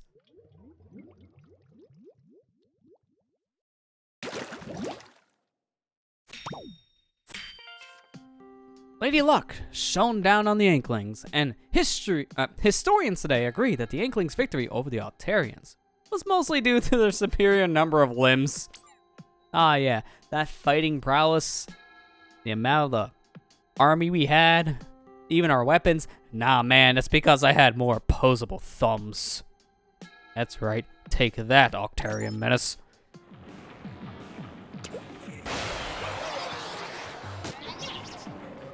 Now here's another UFO level. Anytime you get a UFO level, these are the ones that have the Ink Strike enemy. Oh, and this is another multiplayer stage. Bluefin. I have not seen Bluefin Depot in like so long. This has been 5 years. This was another very interesting stage. You saw a decent amount of in early Splatoon 1. This was one of the first 5 maps in the game, so you saw this a lot in multiplayer rotations. And man, I miss it. Like, it had its issues, sure, but I miss a lot of the Splatoon 1 stages that just didn't return into. I really do. I'm hoping more of these stages can come back for 3. Because we got, what, Muscle Forge Fitness, I think is the stage called? That's from this game that's coming back. This is another one. It's the hotel style stage. I can't remember. It was like Finn something. That's theorized to be coming back, and that'd be cool. We'll find out probably more with the Splatoon 3 Direct tomorrow, what's actually going to be featured in the game, because it's supposed to be a 30-minute presentation. So we're going to get a lot of news dump about the next game very soon here. And I wouldn't be surprised if we have a global test fire announced. So if that's the case, you know we're going to be here doing those streams. That's been a tradition since Splatoon 1. So we'll be back with those. That's for sure.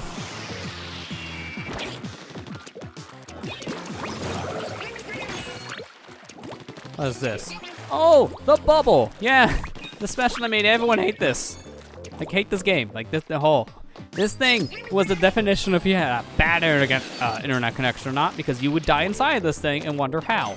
I've had that happen before. I hate it so much. This is essentially just invincibility.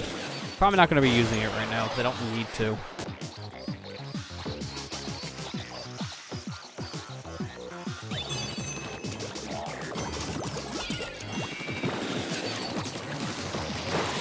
You really don't put up a fight, buddy. You gotta try harder.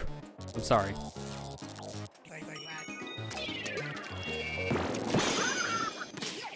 Really helps now I can throw 2 bombs in like a quick succession because of my ink tank upgrade.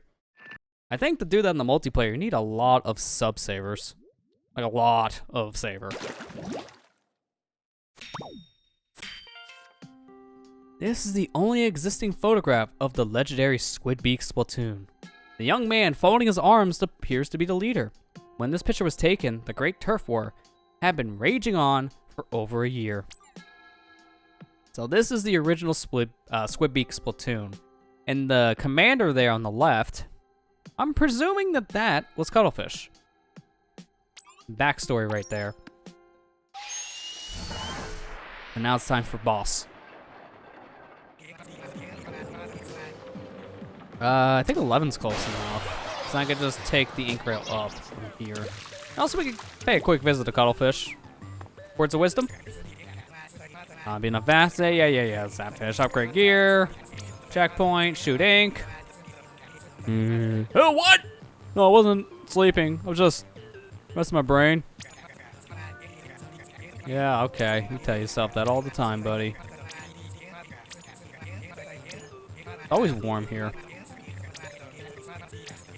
Just gonna ink you up now. Lime green, buddy. Yeah. Sleep with that.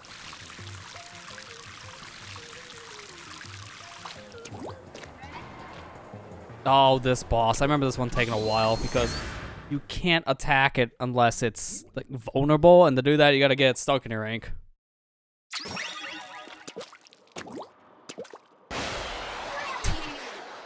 Doing that. Cuttlefish really just be able to fall asleep that easily. Just in the middle of a conversation telling someone about a tutorial and they just have narcolepsy and fall asleep in the middle of the tutorial that you're telling. If that's the case, then you are Cuttlefish. And also, welcome back, Ethan. How was the dinners?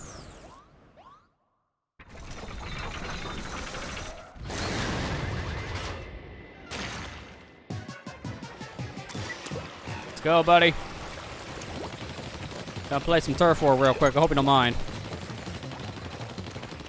It's a calling my people. That should be enough ink.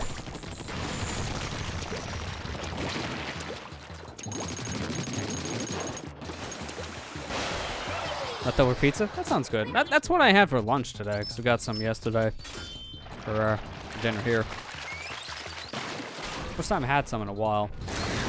Well, takeout pizza, not just like your frozen thing you have in a freezer. Hey, can you like hold on to this thing a little bit longer? Yeah, you can, but it's not like a curling bomb where if you do that, you cook the curling bomb, which means you're actually giving it charge to explode faster once you put it on the ground. It's not like that at all.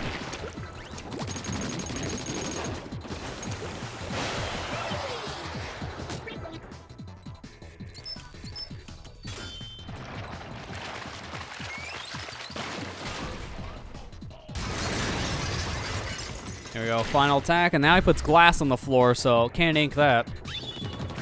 Watch me. If I can just ink up enough of the center area, that should be good. Then I can just ink up one of these sides and have him come over here. Here he comes. Just enough. And then he pops out. Okay, you got stuck for a split second. I thought that was enough.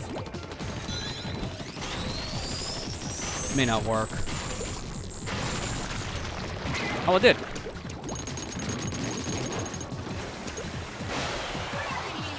Wouldn't ink stain the glass? Yeah, you would think. It's just like shooting it with paint. It's not gonna end well.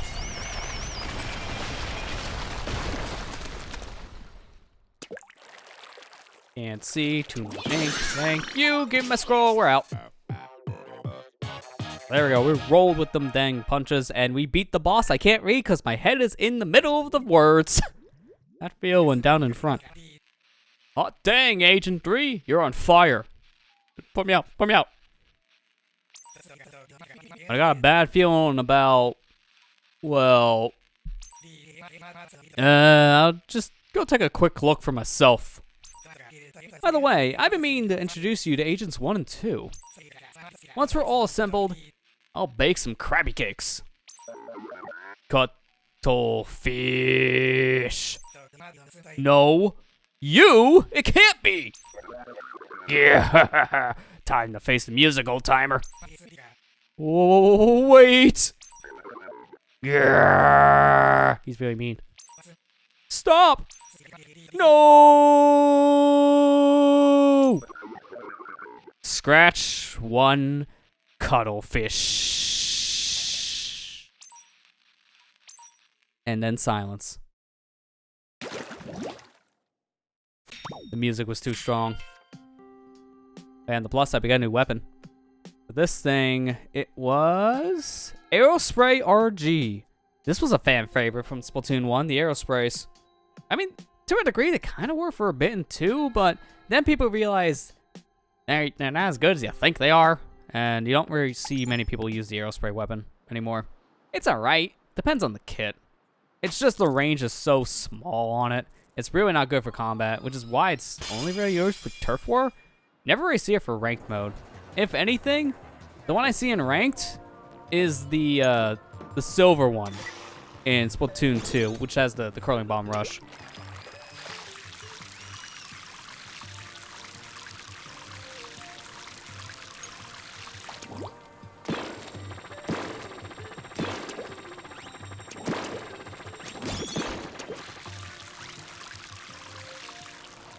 Kind of make it back over there. Funny when you think about it. I can kind of almost make it back to World 2's area. Here we are. Next area. World 4. I don't know if I want to do this. I don't feel like it today. We can just leave if we want, right? Which I'm going to just jump down here first. I'm going to unlock these levels, but there's something I want to do with this area. If you've ever played this game, or you can see a speedrun, you may know the said trick and question I'm going to do next. I'll leave it a mystery until then. I ain't gonna reach. Alright, hi. Ah, okay. I tried on that one.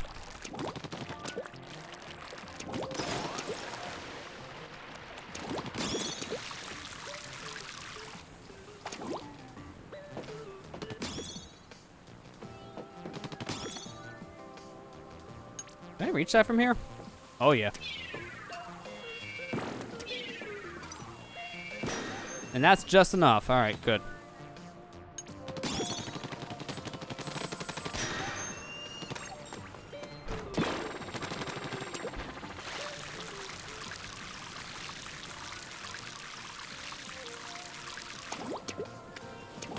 Is that all of them?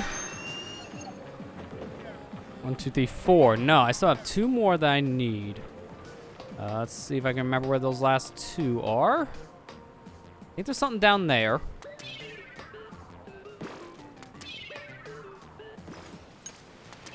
Oh, it's a gusher.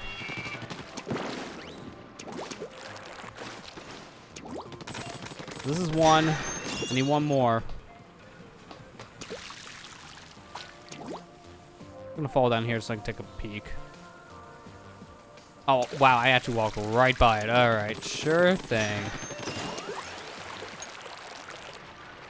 All right, that's it. That's all 6, but I don't feel like playing this world. I'm out of here. Screw this noise. I'm going home. Let's see if I can remember how to do this.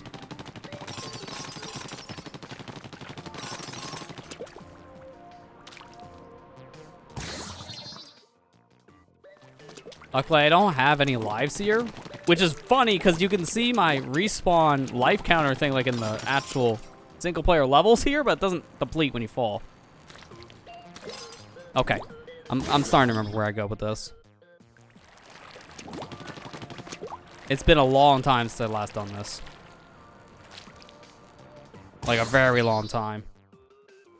But here's the weird thing when it comes to this specific world, and it's this specific platform. For some reason, yep, I got it, all right. And I failed it.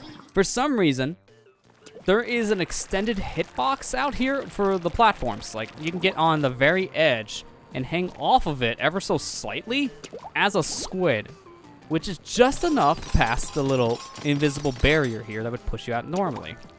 So you just essentially hug the side as close as possible to the fence to ride your ink. And if you do it just right, you can immediately go straight to World 5. That was World 4 skip you just seen, ladies and gentlemen. We out of here. Who needs World 4? We can play World 5. This is what you always see in a speedrun. They will skip straight past that. That whole world, completely gone. Who cares? We're not playing it today. And just leave it. That is a huge, and I mean a huge time save in a speedrun. We're going to go back to World 4 because we're going to 100% all the levels. So we're going to go back, but we're unlocking the levels while we're here now because we can. Why not, right? Might as well. I mean, the game never really stopped me, so I can do whatever I want. Make some shortcuts for later.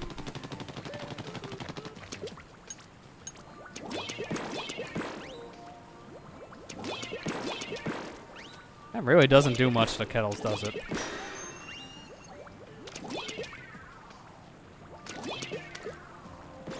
At least it does something to the ink rail.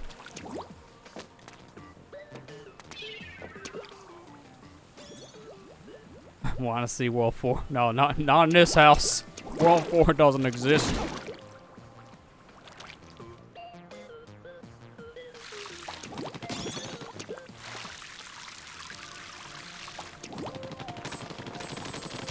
There's 6 levels here as well, so I'm trying to see something. 1 through 3. I need 3 more. Yeah, give me, they just go right to 27 if you didn't feel like playing anything else. It's hilarious. I think that's a level I seen up there. Yes. Okay, so 2 more. I think there's one here on this ledge. No, okay, what was the point in this again? Oh, that's the point. I was like, wait a minute. Why bother if there's nothing here? Oh, it's above your forehead.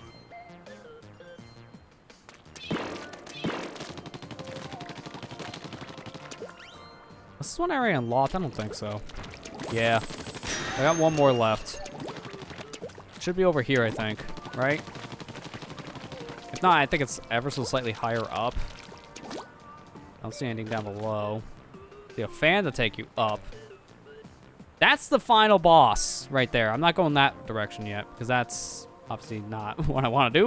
You can't even get to it yet, technically. It's locked off.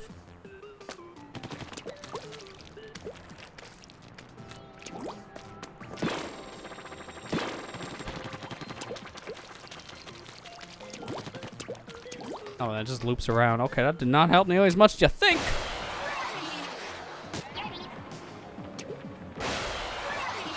Which one was the higher one? Was it 25? Okay, yeah, this is the high point.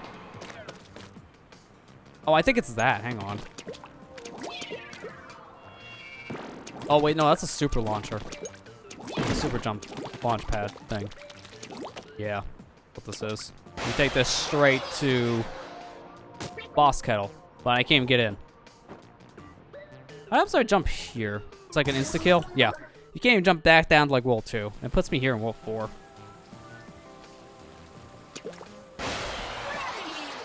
And I don't need to worry about doing that skip anymore because I could just super jump over. I'm trying to remember, where was that last level here?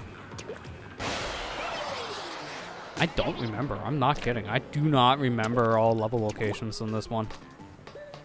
Yeah, it's been 5 years. Probably 6 more or less for the campaign. So, memory's a little foggy.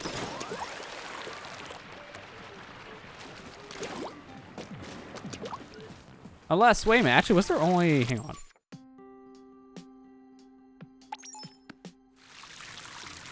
What does it start with here? 21, so 22 should be next one. 22. 24, 25, 26%. I'm missing 23. That's what I'm missing. Once I find that, then we're good. I'll laugh at just like right in front of your face the whole time situation, like it's down here. Probably is. You know you're close to when you start hearing the music for the level, because the music kind of blares out of the kettles. You know you're near it if you hear music change of some kind. I just want to look down this gamepad every once in a while and make sure it's not dying. Because the gamepad's battery is pretty bad when you really look back at it. It's only good for like up to 3 hours of gameplay at most. It's very pathetic. And that's when you turn off all the extra settings. If you have things like rumble on and such, it's probably less.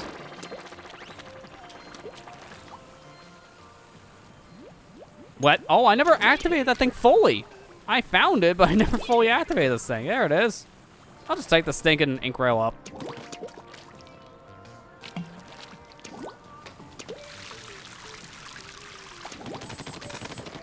There you go. All right, what was our next level? 16. All right, going to 16, buddy. Kind of forgot this was a world, didn't you?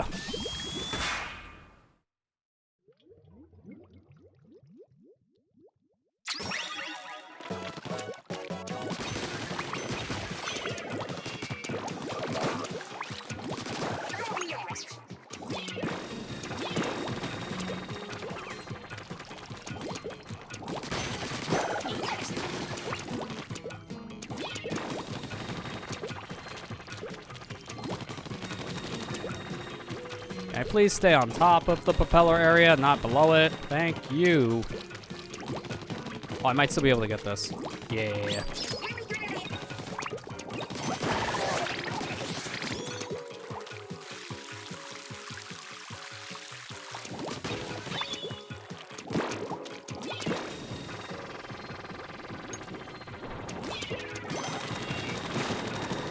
Nice, I launched one right out to the nether. Have fun, buddy.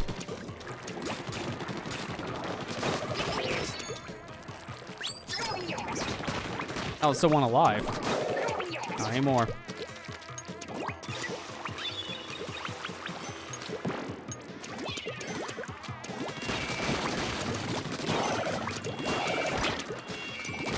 Feels like there should have been Inkzuka here, and it probably is. No, it's not. Surprising. I was expecting that to be a special and not more armor. Alright, we take those, I guess. It's not what you want.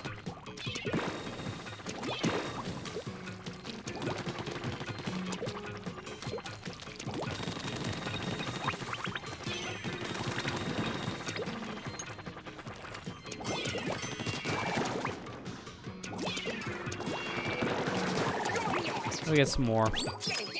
All the armor really doesn't matter as much, but it does give you some extra hits. Don't matter when you're not taking hits, but hey, we have them.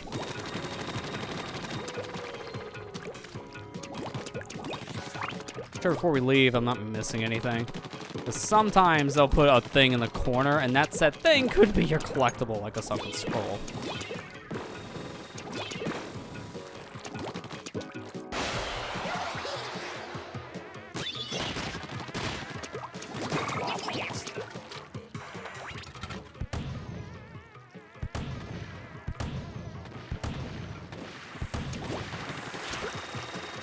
Don't need it fully over here, because I need this thing to retract after a while so we can get to the other side.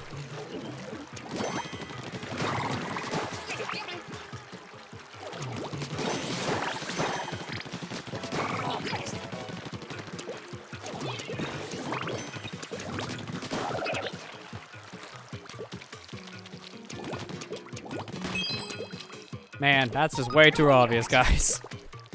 That's like World 1 obvious.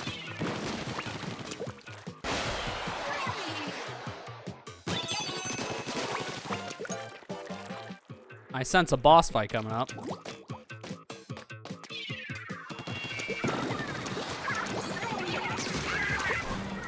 Oh yeah, the thing I always do in multiplayer. See? That works so well, right? It works so well. Oh man, the Altarian is the Altarian AI is not good. It's really not. Just walking the stage is like, yeah. Why? What did the background ever do to you? Just chuck it out to the nether. Hope someone in the audience catches your splat bomb, huh? Crackle. Crackle. Hello? Can you hear me? Hello? Oh, not upside down. Oh, I thought this is how you play with the gamepad. Isn't this how you use the sticks? I've been doing it wrong this whole time. Oh. Probably fix that. Agent 1, the new Squidbeak Splatoon, reporting in. Agent 2, also reporting in. We got an SOS from Captain Cuttlefish. Are you Agent 3? Don't worry, we're your new support team. Yep, we're taking over for the captain. Well, we're gonna try. But we gotta hurry, or the captain is as good as sushi. Let's roll, Agent 3. Yeah, here are the Agents 1 and 2 we've heard so much about. They may look familiar. Before the Great Turf War, there is an abyssal... the what? Hang on. Applicable? I think that's applicable. I can't spell. I just typed something way off. Amicable.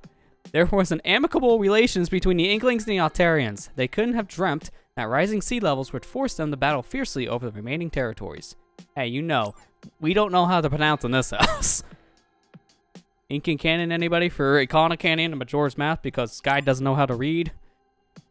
Me? Let's go right to 17. Let's use Cuttlefish and Great Zapfish. 2 in 1, baby. Octo Sniper. Okay, I'm going home. On your own. Yeah, I'm surprised too, Matt, that I remember a lot of these locations. I think it's half of them are just not that hard to really find. They're just kind of slightly out of your way. Yeah, probably a sunken scroll over there.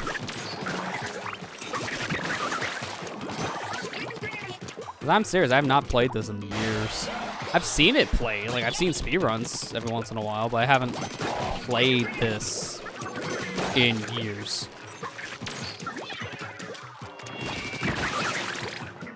I can't, yeah, okay, I was gonna say, I can't use that to climb up because that's not inkable, it's just a wall.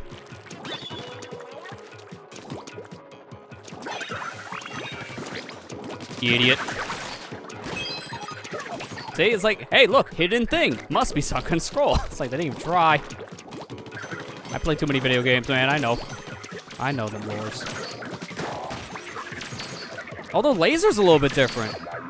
I don't remember that effect in Splatoon 2 where it turns yellow when they shoot. I don't remember that at all. It's gonna kill both, right? Oh, I missed, actually. I thought it was in between them. There you go, present. Present. I should have died. Always get Chozo and Kozo mixed up. Yeah, well, you always called the Chozo like Kozo for the longest time as well. I know, we all have like that bad quirk. Also don't know how to read. One of the two. Oh, that's right, Squeegee.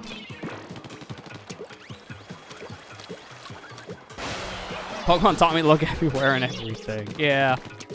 Not wrong, Ethan, not wrong. Metroidvanias, to a degree, has also taught me that, whether it be the actual Metroid games or the Metroidvania game itself. Because you kind of need to do that if you want to 100% them.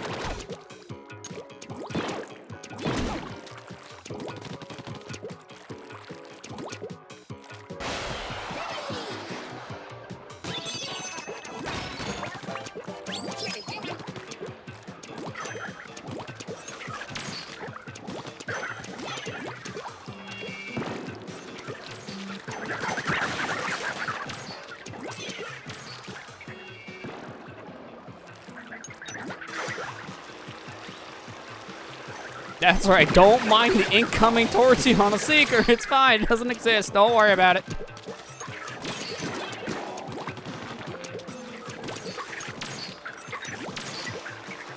Doesn't exist.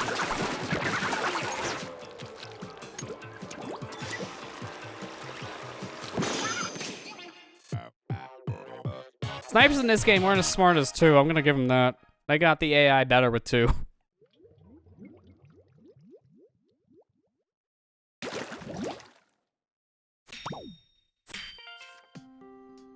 These two cousins from Calamari Country won Inkopolis' first annual youth folk singing contest. Their remarkable voices earned them a standing ovation from all present and capitulated them into the spotlight. Also known as the Squid Sisters Callie and Marie. Yeah, I'm sorry to inform you, they're not actually sisters, they're cousins. The truth is out. It sounds better when they say sisters, that's why they use that stage name. But they're not actually sisters. They are related, just not in that way. They're cousins. Well, you know, you're pretty alright, Agent 3. Why, thank you. I got a head bob for that one. Alright, this was, what, 17? Yeah. Now we go to 18. Oh, hang on, I missed a thing. I want to shoot that. It doesn't matter if I want to shoot it. Shoot. Yeah, now I'm leaving. Satisfied with my shooting for the day. Spinning spreaders, let's do it. I was playing Pokemon Fire Red first time. The station officers still took freshwater like original game, but now you have to give them teeth from old woman. 17 years ago. Yeah, I mean, it's that long ago that those games came out. Hard to believe. I think I was the same way when I first played too, Ethan, because I played Pokemon Yellow before I played Fire Red and Leaf Green by a few years. I got it alongside of my Game Boy Advance, so that's how I played Gen 1 with all of its issues in hand. But that's the same setup I had too, where I did get that far and I knew about, you can give them like any drink to get into, it was like Saffron, I think, or Cerulean. I can't remember the town. I think it was Saffron. That's how long it's also been for Gen 1, so don't mind me. But yeah, then they changed it for a 3rd Gen remake and it threw me off because I didn't know about the teeth thing at first too, because that's a key item. It's a whole different beast at that point.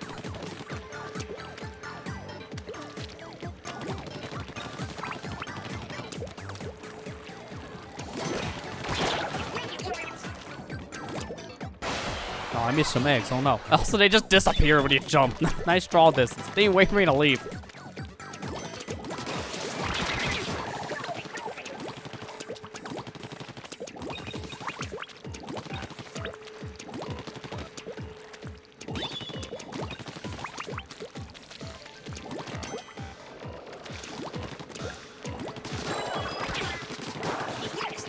One key for me. Thank you.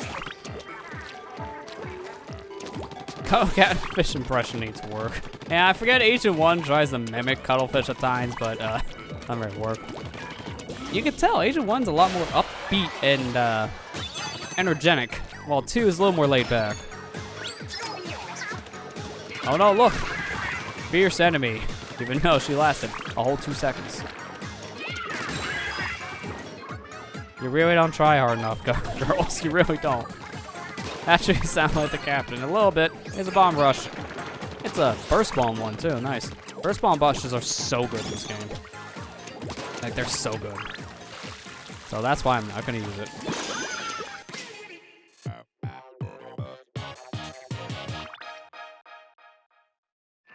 I don't know why I changed because it's still in Celadon because I tried to make it less cryptic. Probably.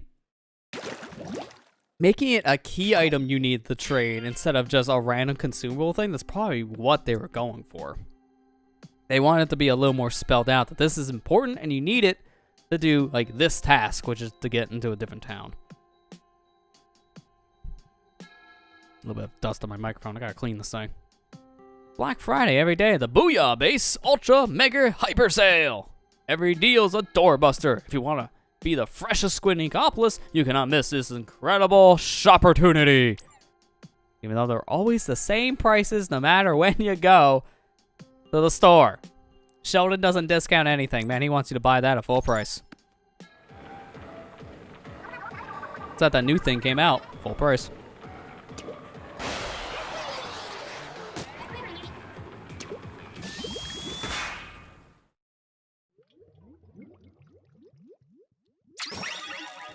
Alright, this is a secret stage. Go, buddy, go! You're immediately failing me. You're about ready to put me in a pit.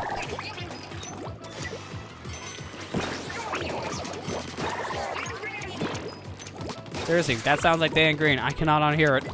I can't.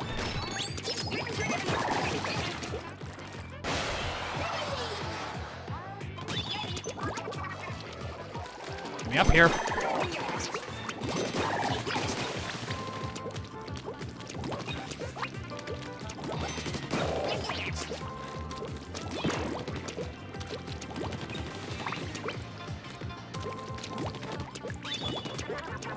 I'm surprised it really didn't take me that long to remember how to die. You know, that one's pretty easy. You just jump off. It didn't take me that long to remember that X is the jump button on this for my muscle memory. Because now I'm just pressing it every time I jump instead of B by accident. Because I was getting a little hit or miss until like mid-world 2. But now it's much better. Like I haven't pressed B at all yet to jump. So at this point, I just kind of muscle memory this button layout thing again for 1. That's the only thing that's different between 1 and 2's layout. Everything else is basically the same. I haven't gotten the scroll yet. I don't know. It's got to be up close here somewhere. Gee, I wonder. Yep, it's always like that tucked away corner. Must be slip and scroll.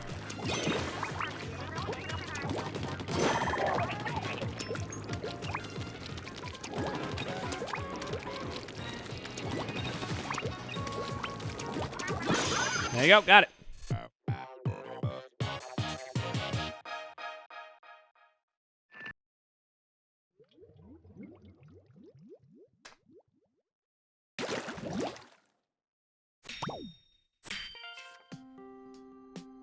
Is the big fluffy one providing shelter for the little fishy one? Or is the little fishy one manipulating the big fluffy one? We may never know. Man, that's one way to describe coral reef and little Nemos like this. I swear, they're predatorial. Okay, number 20. How's my battery looking on this gamepad? Let's see, before we jump into Octolink Uprising, the multiplayer stage here. Hey, this is Bluefin Depot? Okay. Let's see what we got. Hey, it ain't bad. I only used up one little thing of the battery, so 1/4. I'll take that.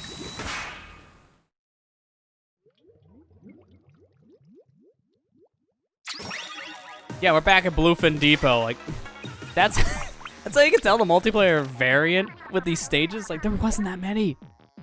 This game launched with only 5 stages, mind you. The rest of them came later. The game had a year of support. So, yeah, first, like, I think it was like 2 months of the game was pretty bleak. The first 2 months were probably the worst that this game ever was, if you have to be entirely honest on that one. It was still a very fun game, but the biggest problem was the variety was not there yet. You didn't have ranked battles. You only had 5 stages, which you've seen very often. 4-hour rotations, so you saw the same 2 stages for 4 hours. Wasn't that many weapons. because I think it was like 1 kit per weapon in the game, maybe 2 at most. And they were still making weapons at the time, so there was new types I think that came later. Like, I don't even think we had things like the NZAP yet when the game first launched, so it's like, the first 2 months were very bleak for Splatoon 1. They didn't have much yet at the time. I think it's more because they had to meet a deadline, and it really did show.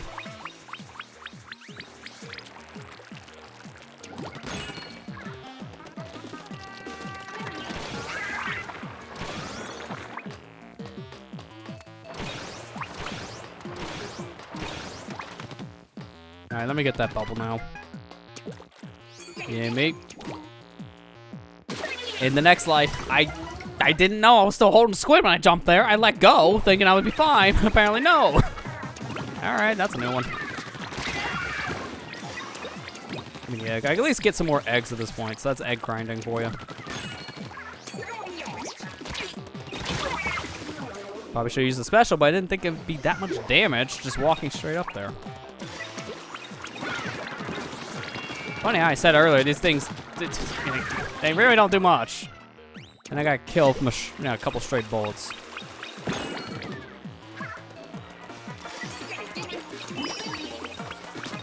So here's the special for the bubble. You get pushed back, but that's pretty much it. Like, you do not take any damage with this thing on. They had to nerf this thing a lot, because I think in the beginning it was a little too strong. Like, I think its duration was a little bit longer in the beginning. It's Splatoon 1's lifespan. So I had to get adjusted. Alright, so I did not get the sunken scroll in this one. All the checkpoints are at this, so I gotta be careful now. I'm gonna kind of backtrack here a little bit. I do like to see this stuff here, though, because this art, this is essentially what the Miiverse art would have been in the game, but since Miiverse is dead now, you're never gonna see anything like that in the multiplayer stages. Like, ever. Please let me up. Please let me up. Thank you.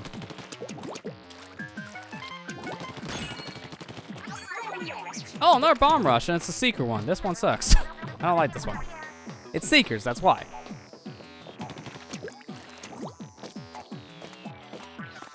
Nothing there, nothing there.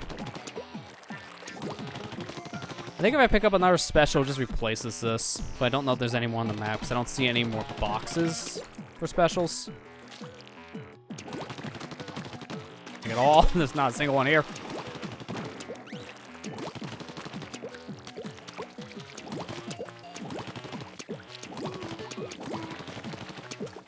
Miss me first every day.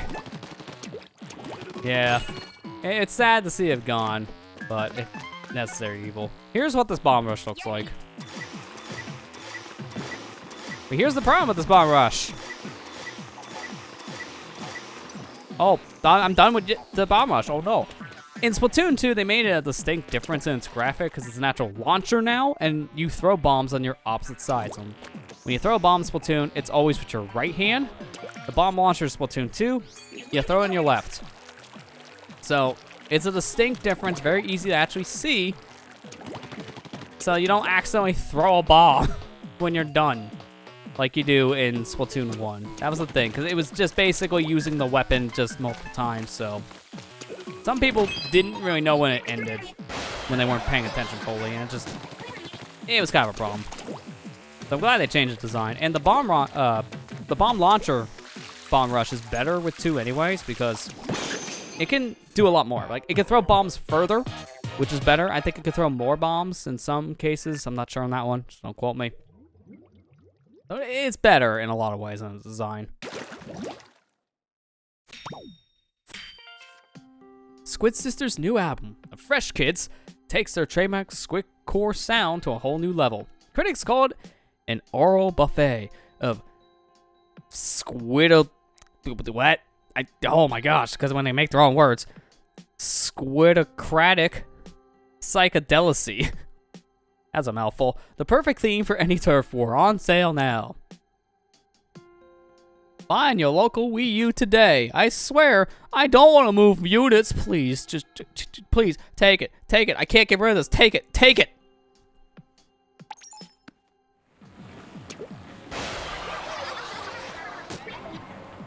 UFO time. Still remember to this day, wonder if the Super Saiyan do my nuttin'. Yeah, Miiverse was a mistake. Hey, Underpass! Haven't seen this stage in a long time. Minus Mario Kart 8.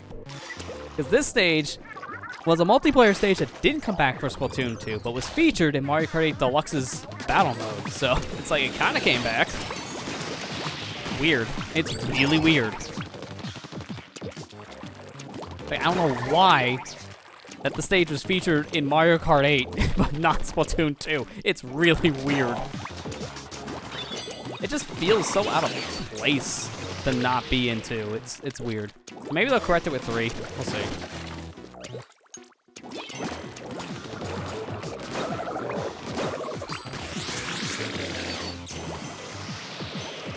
Inkzuka?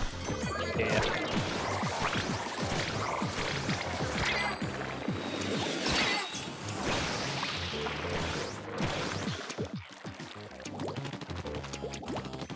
I don't think there's any boxes that could be hidden in ink, like how that can happen in Splatoon 2 single player. I think I'm good.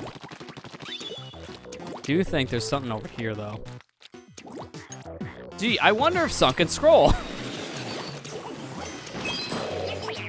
You really don't try, guys. You really don't. Just right there. Got a little better with 2 though. I'm not really criticizing this all too much. I'm more being like tongue-in-cheek when I say that. They are trying.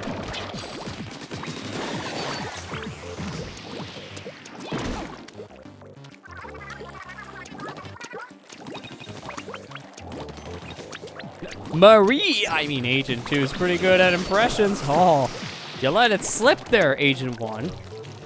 Or should I call you by your official name? Callie. Maybe I shouldn't. All right. That's what happens when you call her Callie. She gets so upset, she launches the bombs at you.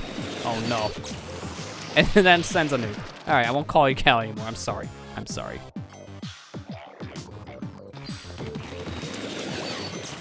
All right, well, that's unfortunate timing, but no. To be serious, Agents 1 and 2, their real identities are Callie and Marie, which is actually something that's actually explained in the main story. Well, at least kind of implied later when you actually see how the ending goes. Like, it kind of just flat out spelled it out. But, oh, I gotta get the scroll again. That's a problem. I'll go get it. But, in Splatoon 2, they flat out just gotta start out the game more or less recapping some of what happened with Splatoon 1, and then with Marie being your guide in that game, she explains the whole situation. That Callie and Marie are both Agents 1 of 2 of the new Squeak Peak Splatoon. They're both part of it. So this Agent 3 is also someone that they know by association with 2 because of the adventures of 1. This is how they meet. They meet because of this situation here, with Cuttlefish being kidnapped and all. Or squidnapped, actually. Better term.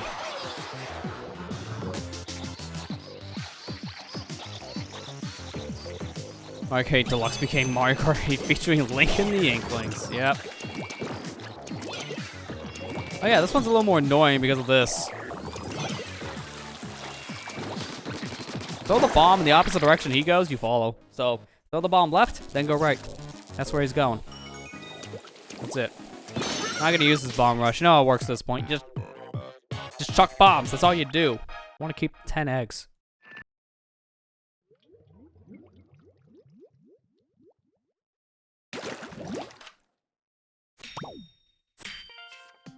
What is this? It looks just like the... excuse me. It looks just like the proprietor of that shoe shop. Could it have been an ancient creature that consumed prawns as food? A terrifying thought indeed. Called cannibalism. What is wrong with these people eating their own kind? What is this? Fried shrimp? Oh god. Those poor shrimp.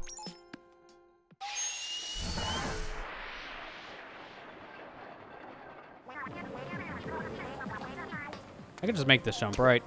Yeah. That's why we did things in the way we did. Alright, a little bit more. I want to upgrade the gun next to level 3, so that's why I'm holding off on my eggs. So, Inkling is on the menu. Oh god, I'm gonna be eaten next. I should leave. So it's optimal time. Let's do it.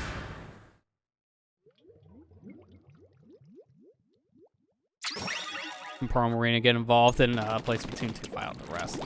Yeah, well, what you're saying with that is they don't get involved at all for the main campaign, but they do for the DLC. PSA, if you still haven't played Octo Expansion yet, what is wrong with you? Go play it right now. If you own the expansion pack online subscription, it is just a part of your subscription now. Free DLC. Go play it. It's so good. We'll get to that one in due time. That's part of this countdown series. Oh yeah, that's right. Juke teeth. And then boom, eat it.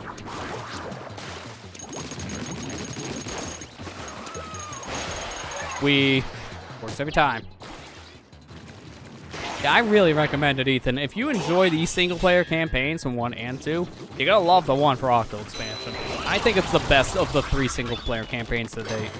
It's making me really curious to see how 3 single-player is gonna be, just by extension.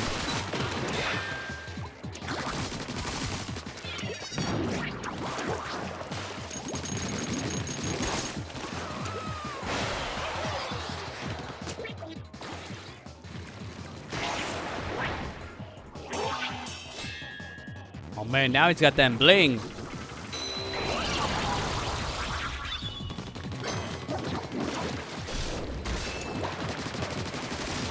Yeah, you don't actually need to get caught in his mouth. We'll do the next part. You really don't.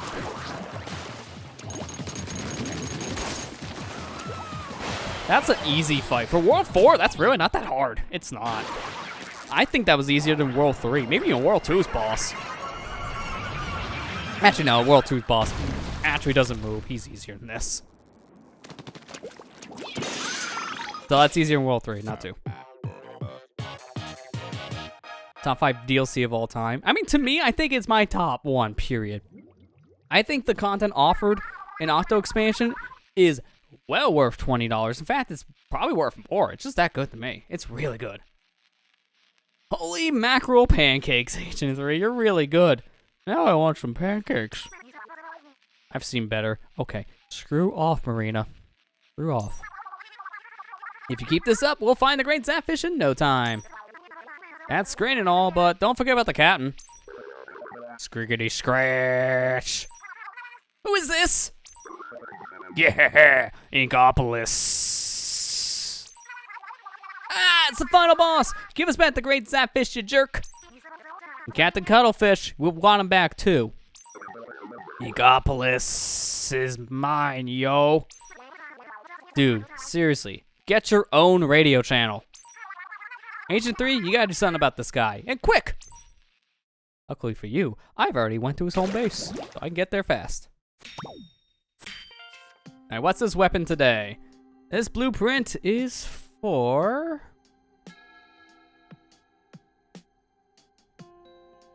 this one? The new Squiffer. Yep, another charger. I'm not a fan of them, personally. I don't like the Squiffers as much. Like, if I'm gonna use a charger, I'm gonna use a long-range one. The Squiffers are fast-paced ones. They're good in some degree, sure. It's just, I don't know, I'm not a fan of Squiffers. I mean, I'm not a fan of chargers to begin with, so it's also that. But, oh, Squiffer, it's alright. It's good for turf war. And maybe certain ranks, like Splat Zones. Maybe Tower Control. I don't think it's good for Rainmaker, though. Probably not at all for that one. So here's your cutscene. We could have actually skipped this if I just went to the level on my gamepad, but you know, gotta get the full experience here.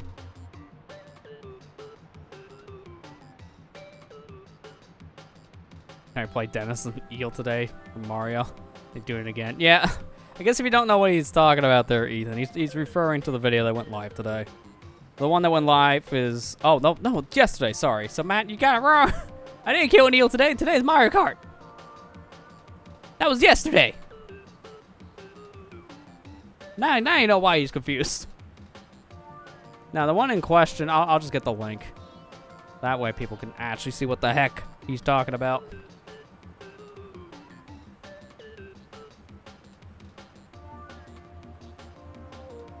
It's this one in question.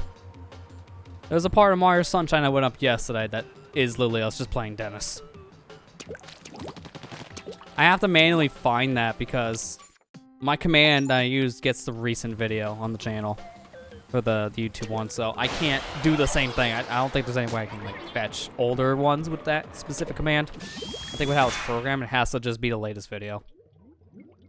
Which is fine, that's usually all you need it for anyways.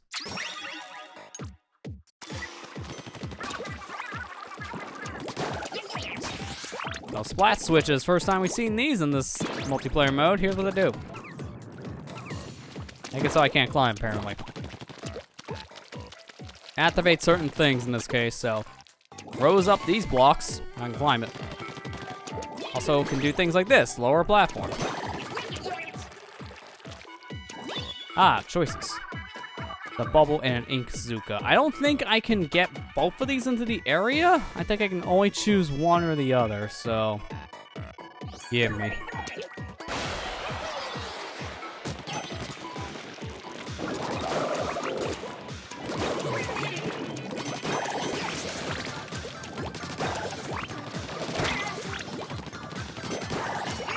Alright, there you go. We need this thing, it's special. Just to be safe. Hello, buddy. Can't make that jump. Still can't.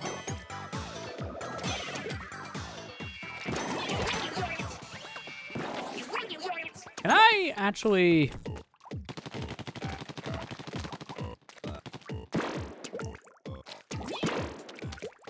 I really can't. I was wanting to see if I can just hit this without jumping down. Oh, I can. There you go.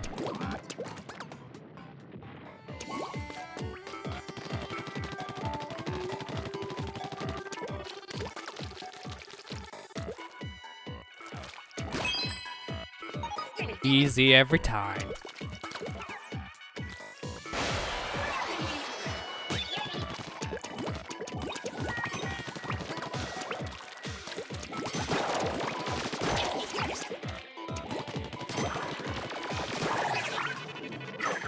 Oh no, the snipers. I think I can make this shot. Hang on. Yeah! Bye-bye, buddy. Easy. Yeah, tomorrow is a Splatoon 3 Direct, Ethan. I mean, I know some people are probably just because, honestly, I think it has a bad stigma right now, just because people really want a full-fledged one, and this is like a last straw to a lot of Nintendo fans that want that full-blown Direct. I'm hearing a lot of complaints about this one, more so than the Xenoblade one that happened before that game came out. It's kind of stupid. We haven't heard literally anything about Splatoon 3 in months. We kind of need it because the game comes out next month, so I'm going to be watching it probably later in the day. I'm not waking up at 9 Eastern for that. That is way too early. 9 a.m., man. No. Oh, dang. That was a good shot, buddy. I lost my special.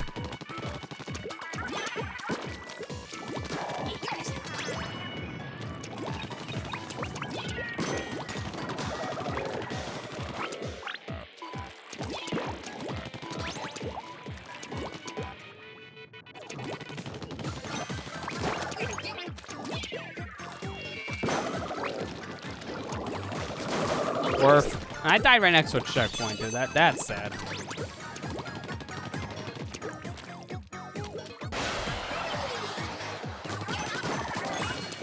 Oh, good. Another special. So that makes up for losing the one before. Then I can just use this. Oh, I missed my flutter.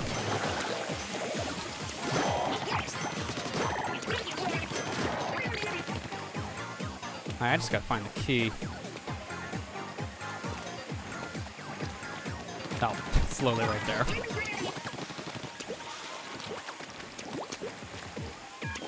Barely can make that, jeez.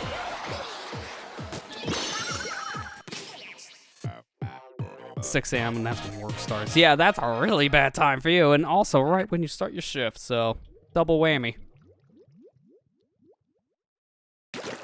I mean, like, it's more based around the Japanese time zone. This is good for their time, not for us here in the States. It's a little too early. From the depths of the sea, we emerged long ago, seeking the light of the surface. In search of still greater lights, we now send this message into outer space, sealed in a disk. Perhaps one day, we will encounter other intelligent life. That or maybe more of our kind. Then we could play some more Turf War, that'd be fun. Alright, 23 is next. Spongy something. I didn't get to read that in time. Sponge something. It's a sponge level. Yeah, it's sponge level. See that? Sponges. Spongy Observatory. That's what it said. Although, for our sakes, a little disappointing. It's the same exact song we just came off of, so a little redundant on that front. Oh, it's Auto Stomps. Auto Stamps. Not the only one who confused the two, right? The Inklings took over instead. All intelligent life is now just Squid Kids.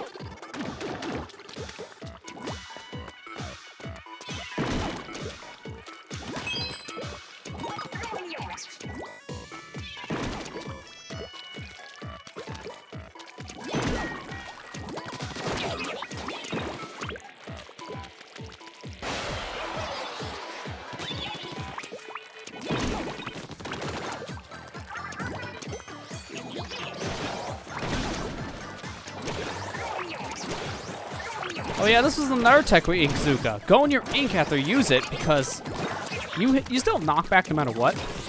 But if you go in your ink, you can move around as soon as you shoot it. And because of that, you can move pretty fast. Like, you can immediately run back forward and kind of fix your knockback issue. I don't think that was ever patched out, too. I think that's still a thing you can do with Inkzuka to this day. So that's a little busted.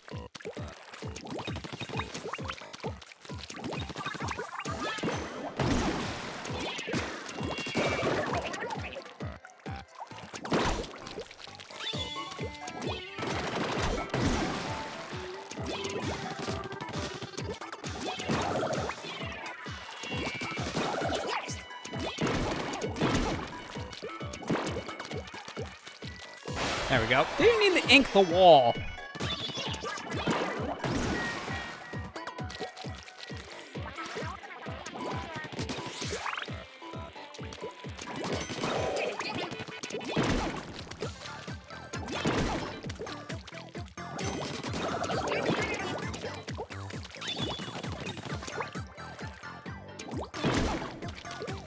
You could probably make that without using that sponge. I don't trust myself. Gee, I wonder a boss fight.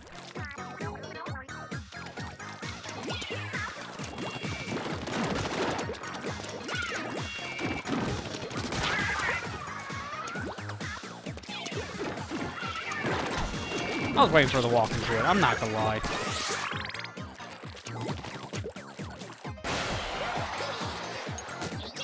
Ironically, this on the Voyager space probes. Hey, at least they're being repurposed.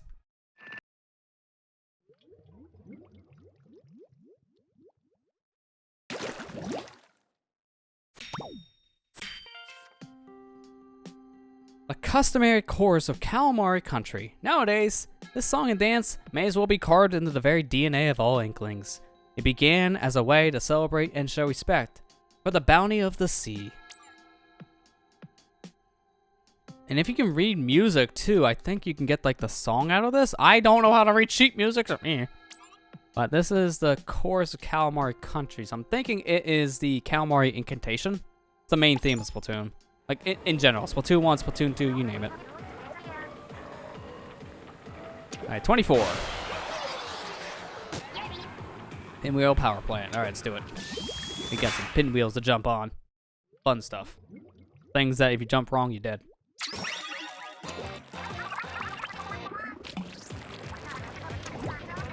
I want them points. I have enough to upgrade my guns. I'm gonna do it after this stage.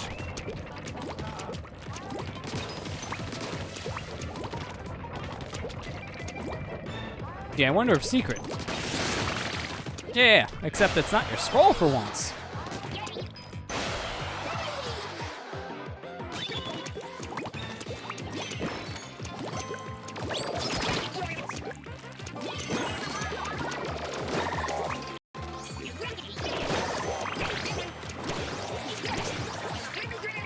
Man, I miss how fast this Inkzuka was. Look at that, man.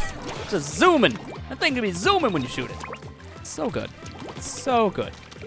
2 OP though. That's why I had to leave.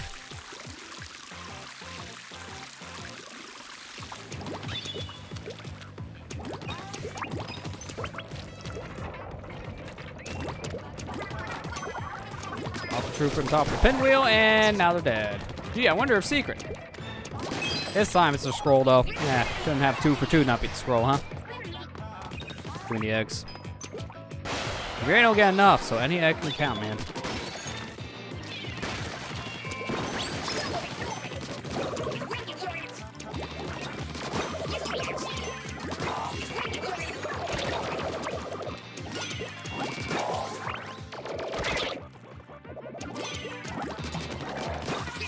That was weird. I never seen that enemy duck back down into their ink before. That is different.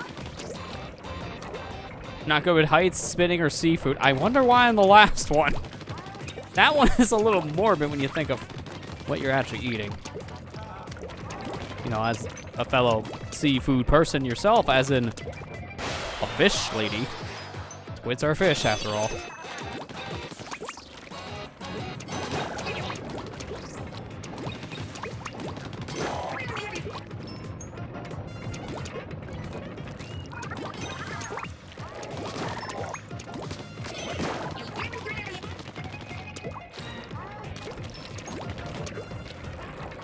Nice, made it. Just in time. Must eat a lot of kelp instead. Probably. That's the vegetarian diet in this world.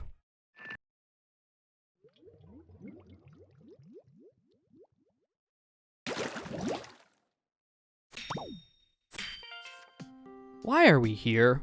For what purpose do we exist? We must not dwell on these questions. We can merely trust in the will of the universe and spread our days and nights in harmony with the world, celebrating this festival called life. Also known as Splatfest. That's the fax machine where you get Splatfest news. What a way to start. Why are we here? For what purpose do we exist? Asks every day in the mirror.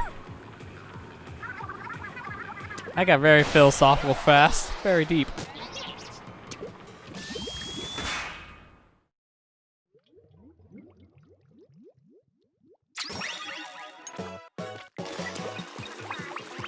So I think this is the last level we have flutters in, because I think the next two are our multiplayer-esque stages.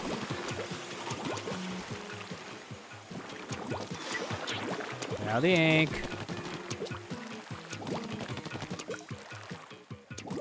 Give me key. Nice spawn.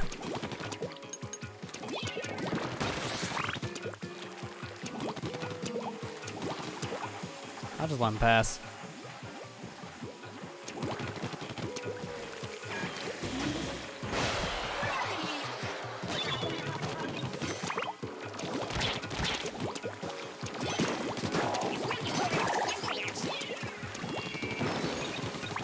Armor? Nice, I'll take that.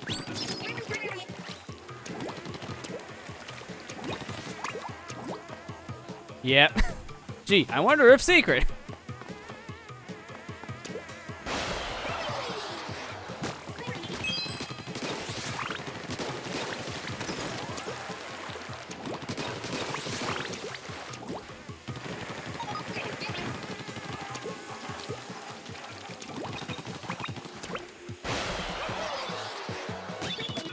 That just takes you straight to the next section, too, so you don't need to worry about going back around to the last checkpoint area.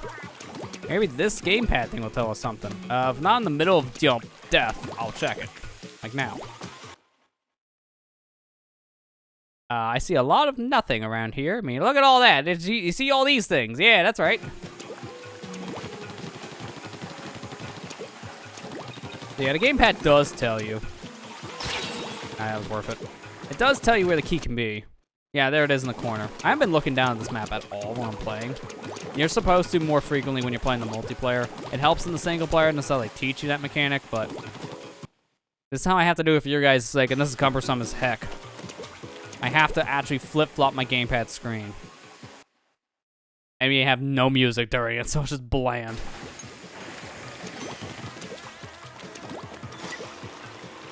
Keep in mind, that is not what you can do normally in the game. That is because of a mod that I'm using just for the sake of streaming purposes. It just makes things easier. That way I don't have to, you know, hold the thing, gamepad up to the screen so you guys can see what I'm doing. I don't know if there's a way you can stream the gamepad screen over to a PC using Homebrew. There might be. I just haven't looked into it. This is something I rarely ever need to do. That's why I'm just doing this method. It works. There's my key. Now I just need to get to the vault.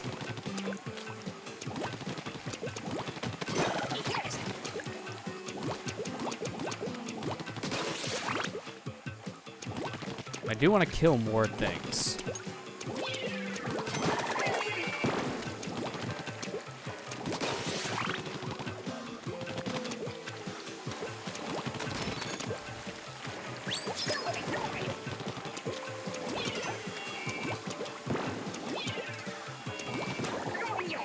I think that was it. Now it's vault time.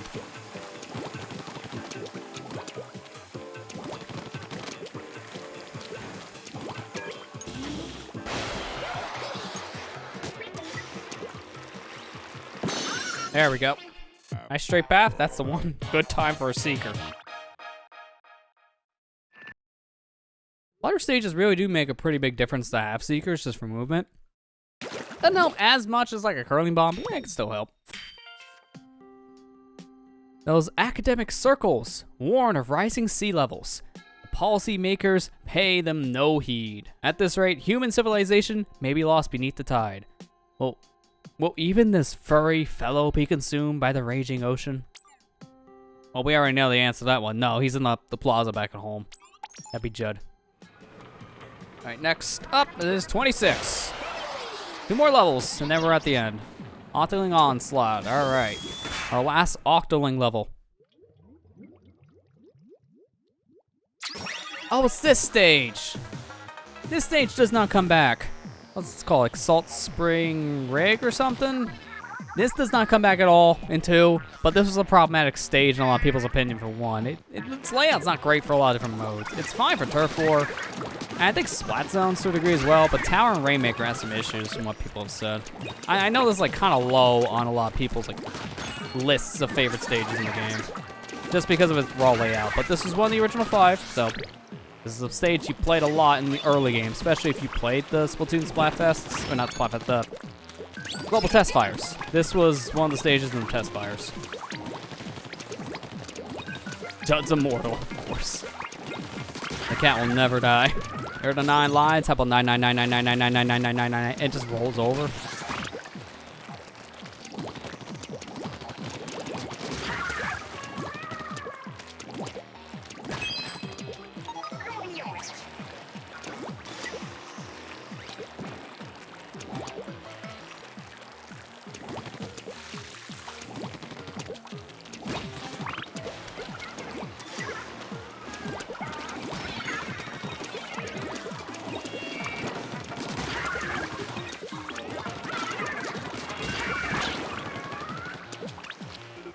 Me up there, thank you. Let me take the checkpoint. It's right here, might as well. And then let me take the checkpoint. It's right here, might as well. Yeah, didn't plan that one out well, huh? Kinda got 2 checkpoints in 1. Should've probably got that one a little bit earlier, it's fine.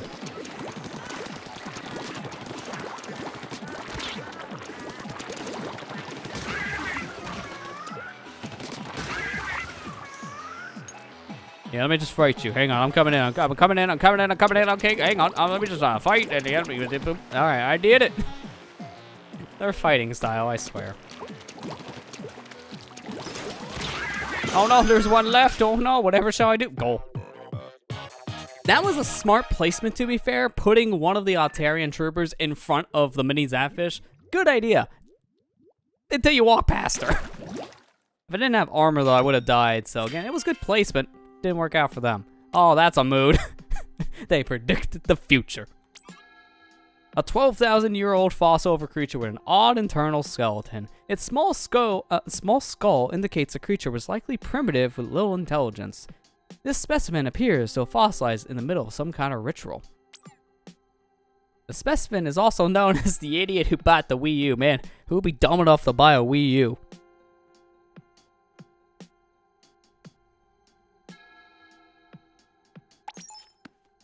Don't mind me.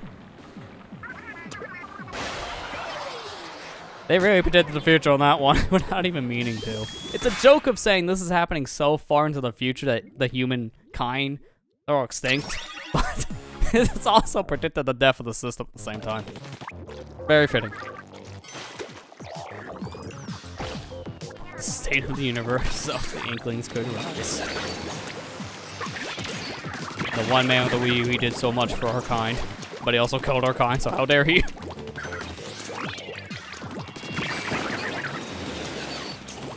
Sorry, bud. I hate to tell you, but you're the sad sap. I had to diagnose you with bad purchasing. To be fair, Wii U is a really good system. It just didn't really have much. It really didn't, which is why it died so young. Only 4 years. So I really had the shine till the Switch came out. One of the shorter lifespans of a home console from Nintendo. Can I just do this? Yeah, you're not supposed to be able to go this way, but shortcut. My last sunken scroll. Nice.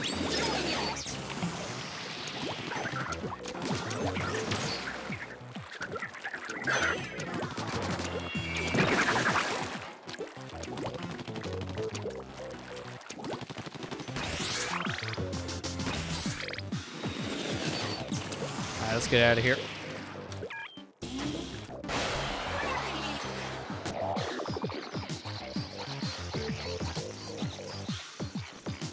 For Wind Waker HD. Hey, that's a good game for it. Wind Waker HD is fantastic. I do wish that they would put it on the Switch. That is a game that I think more people should experience. And specifically that version too, but who knows if it will come to the system the way that things are going. Maybe one day. And Twilight Princess HD. I know those are still like the big asks for Wii U ports that haven't happened. At this point, it's mainly those games, Xenoblade X, and I guess to a degree Star Fox Zero, because some people have asked for it, but that's also because there's not been a new game in 6 years, so that doesn't help things. Oh, my beloved Judd. It seems the day has finally come. This capsule is designed to remain cryogenically sealed for 10,000 years. Goodbye, my perfect little kitty cat. May your meows echo through the ages. And that is how we have Judd in recent games. Because he was frozen for 10,000 years to be woken up one day for when things were safe. That day is when the Inklings came to be. Bought Star Fox Zero recently, actually. Nice. It's a good game. I think people give it a little too much problem because of the control. Like, has issues, sure, but if you get past the controls, it is a really solid game, in my opinion. It really is. It's just, people hate on it all the time. They really do. A little too unnecessary, in my opinion. You know what? I'm going to just upgrade every bomb type once, because I'm not going to need any more upgrades at this point. So I might as well. Because we're going to final boss territory. We're not playing any more of these levels. We're just going straight to the end. So, because of that, should probably be prepared for the ending. Also, we didn't get scroll. So, we got one more left, and it's in this fight. Let's do it. Let's finish this. Enter the Autobot King. Let's go. Final boss time, baby. The course is on a UFO. The thing we saw from the very beginning of the Inkopolis news special.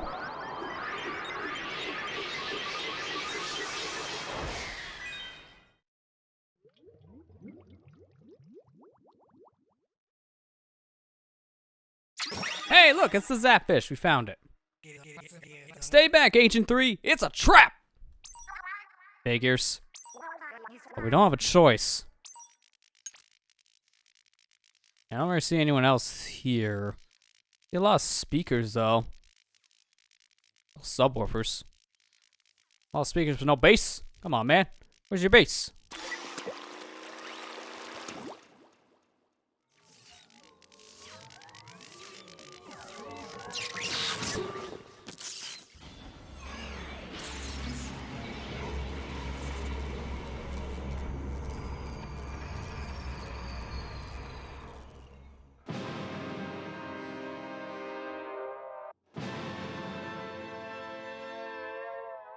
An interesting setup you got there, buddy. Yeah, I'm gonna remix your face. This is the final boss of Splatoon 1. It may look familiar if you played Splatoon 2. Hopefully I won't be saying that with Splatoon 3 as well. DJ Octavio. He's the one who took the Great Sapfish. He's been kind of a thorn in the new Squeakbeak Splatoon side for 2 games at this point, so I gotta hope we get a different boss for Splatoon 3. Man, you can only use the same guy so many times, guys. Please, just my one wish.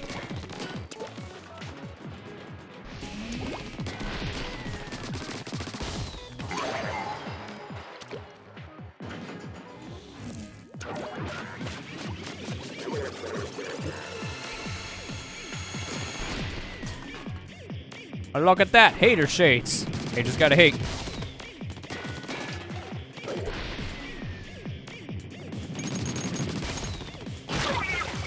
Oh, what the heck hit me there? I didn't even see what hit me. I'm kind of surprised on that one. And I don't like dying in this fight because this fight is the longest in the game. I hope you're ready to be here for 10 minutes. That's not even an exaggeration. This fight kind of takes forever. I seriously didn't see anything there, so that was just on me. Oh, that was bad. That's fine. I didn't have to delay the inevitable.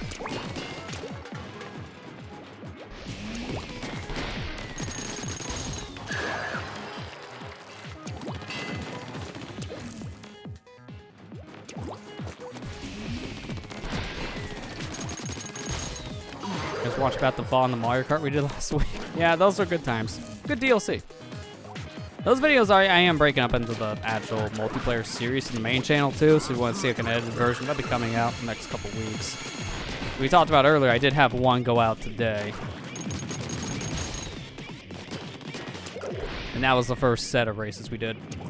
But if you want to watch the whole thing now, it's all on the VOD channel. It's kind of what I'll do going forward, a lot of the multiplayer series as well. Well, it'll be a double upload in a sense, sure. VOD channel and main channel will get a piece of the multiplayer action. That way, at least I have the whole thing out there in its raw format before edits. So if people want to see the original, it's all there.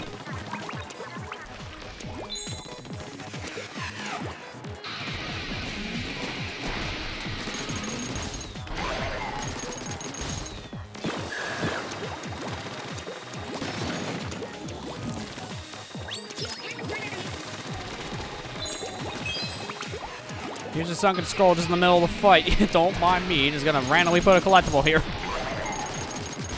Like one of the most random things too in this fight. It's just there.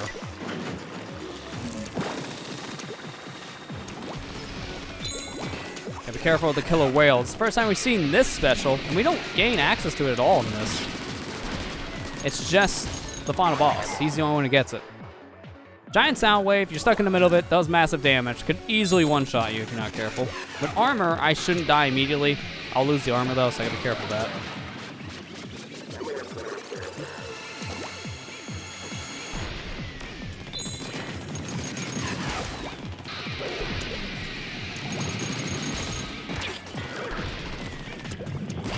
Oh, I was not paying attention. That's bad, because now I gotta do the fist thing again. Punch him back with his punches.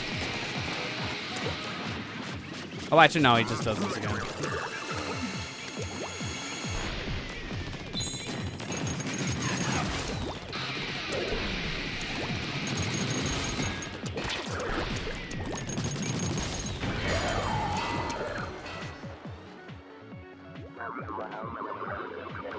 Can't handle my spicy wasabi beats.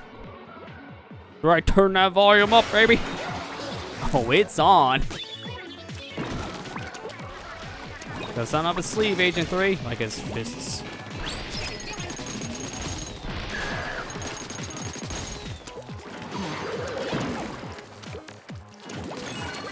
Inksuka gave me that.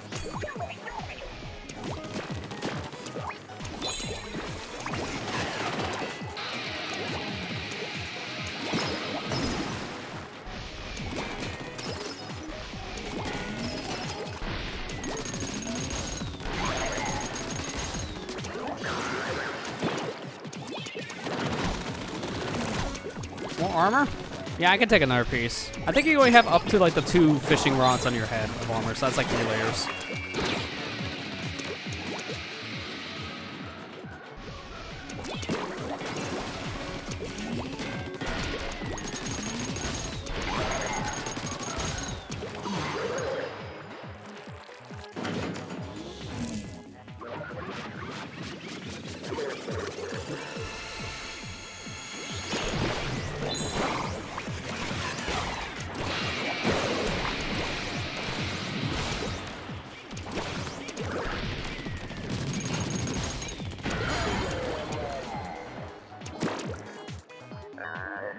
He mad.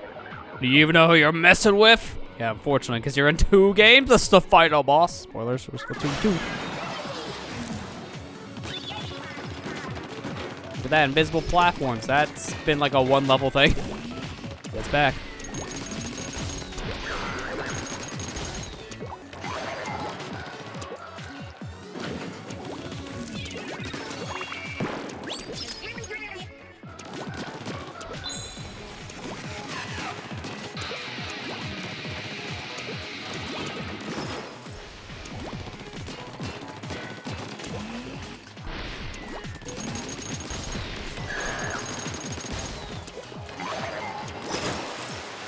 Is this another Inkzuka? I hope it is. Yeah.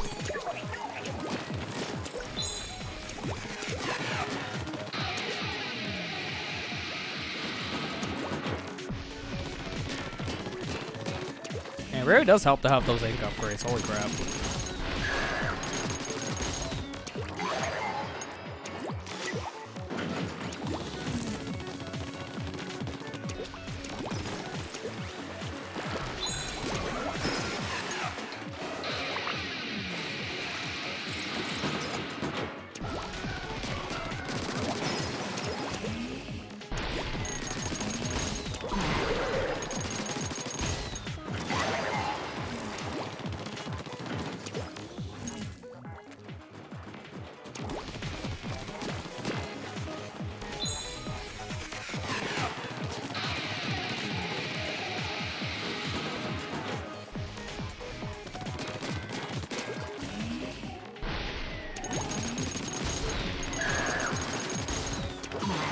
And that's why you use gyro aiming.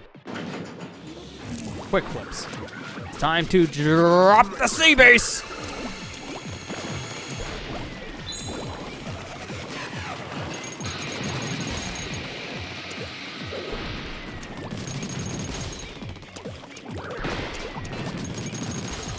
Got him. There you go. Big part of the fight's done. Now it's time for the final stretch with Calamari Incantation. What's this? Where's my beats? Agent 3, can you hear us now? Wait, hang on. Agent 3, can you hear... Oh, Agent 3, can you hear our song? Didn't even get that close. Radio override activated. Stop holding upside down. Huh? I love that part. The music's so strong, he gets stronger. That heavenly melody is the one and only Squid Sisters. Don't you ever worry your granddaughters like that again. And that's how these ones are related. Agents 1 and 2 are granddaughters of Cuttlefish. Or backstory. Agent 3, take care of Grant's for us, okay? Alright, Callie Marie, we're gonna do it. We're gonna finish this. The final push. Let's go.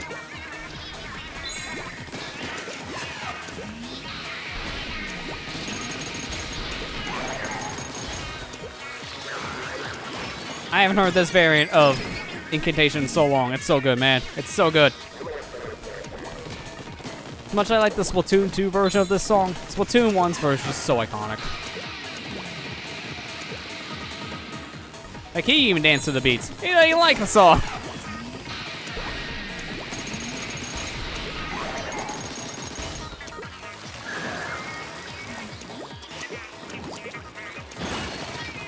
Bubbler, yeah, screw that nonsense. You keep that. Wait, this song's in Tokyo Mirage Sessions? That feels kind of random. Didn't know that. I haven't played the game, so that's probably why.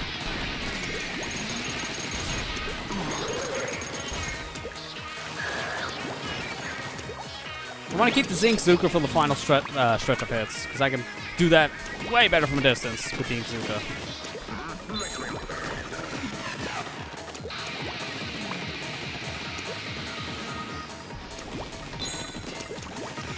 Bait and switch.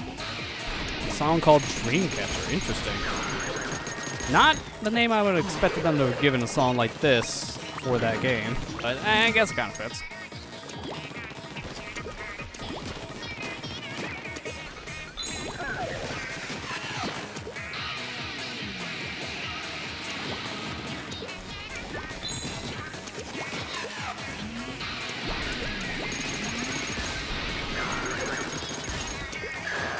should be it.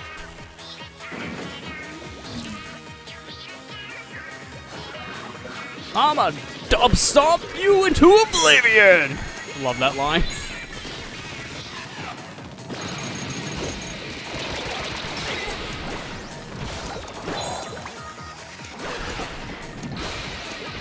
There you go, finishing them off with one good shot. And that's it, GG's. Oh no. So sad.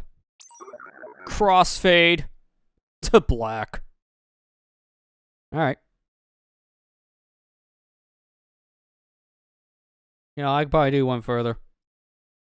Probably do just one more. Just which one of these? Yeah, we do that one. I'm gonna crossfade the block now. Good night. We did it. Okay, fine. Crossfade back out the black.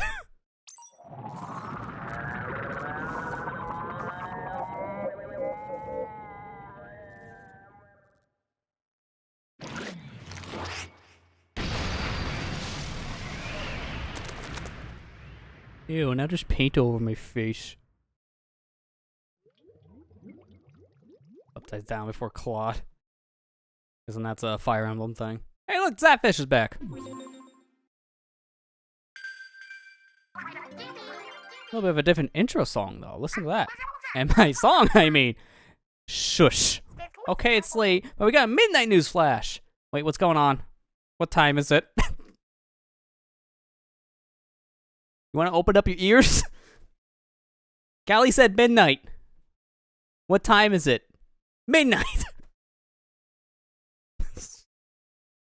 I'm sorry. Midnight as in midnight or midnight as in 11:02 p.m. midnight? The Great Zapfish is back on Inkoppel's Tower. Whoa, for serious? That's a shocker. Where was it anyway? I guess we'll never know. Well, hey, at least it's back now. Yeah, let's rock! At this hour? Why not? And that's it. I forgot the credits. They don't make you use gyro here. It's only stick control. Probably because I never beat the game with gyro. That's probably why. But yeah, that's it. Ah, you stupid squeegee. I need to read my names. Get out of here. Even the credits are still a nuisance. So yeah, that was Splatoon 1's campaign. I have not played this in such a long time. I did forget a lot of its story beat stuff, or some of its design for the levels, but I'm surprised I remember basically every collectible. I mean, they're not hard to find, really. The big thing with the collectibles in this, if you go slightly out of your way, there's probably a thing there, so it's not hard. But first of its kind, this was the very first game in the series. Did a great job at introducing people to the mechanics of Splatoon 1, so... I mean, if you haven't played this campaign at this point, you own the game. Why not? There's no reason not to play it at this point. Because of just... I don't know. There's not much from the multiplayer side at this point for Splatoon 1, just because of the Wii U. Not many people play that platform anymore, so... It'd be much harder to get in the game, so if you want your Splatoon 1 fill, you're probably better off with the single player by today's standards, so... It still holds up real well. I think the design is better with Splatoon 2's single player, but yeah, definitely multiplayer too. But I think the design's better about the campaign for 2, because in 2, you can use multiple weapons throughout the whole thing. You're not just stuck to using the hero shot, which is a splatter shot. So you can use whatever else the game dictates at the time. So roller, charger, the new weapon like the dualies, heavy splatling, Tentambrella. No, not Tentambrella. It was a splat. Umbrella, that's what it was. And, what else? Octobrush. I think that's it. I may be forgetting one more weapon. But they give you a lot more variety compared to this one. You can use other weapons in the single player for Splatoon 1, but the problem is you need to buy the amiibo. And it's only certain levels you can play with weapons. And it's the roller and charger. Those are the only two you get. So, a little more limited by comparison. Splatoon 1 will probably be somewhat barren at Splatoon 3 release. I mean, not necessarily, and that's just because it's on the Switch, which is the same platform 3 is on. The game has sold millions of units, so the player base for the game is already pretty well built up. A lot of people are going to move on, sure, but for the most part, it's not going to be like Splatoon 1 where it was a whole different platform shift.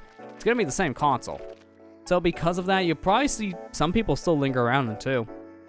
Maybe not to like a super big degree, but enough to start games. Unlike this one where maybe it'll take 10 minutes to get into a game, who knows. But yeah, for being the single player, you get the hero suit replica set of armor. So you can use all these pieces of gear for the online mode. I think the run speed up, the swim speed up, and the super jump are pretty good perks on it. In this game, you mainly did a lot of run speed up for certain kits too.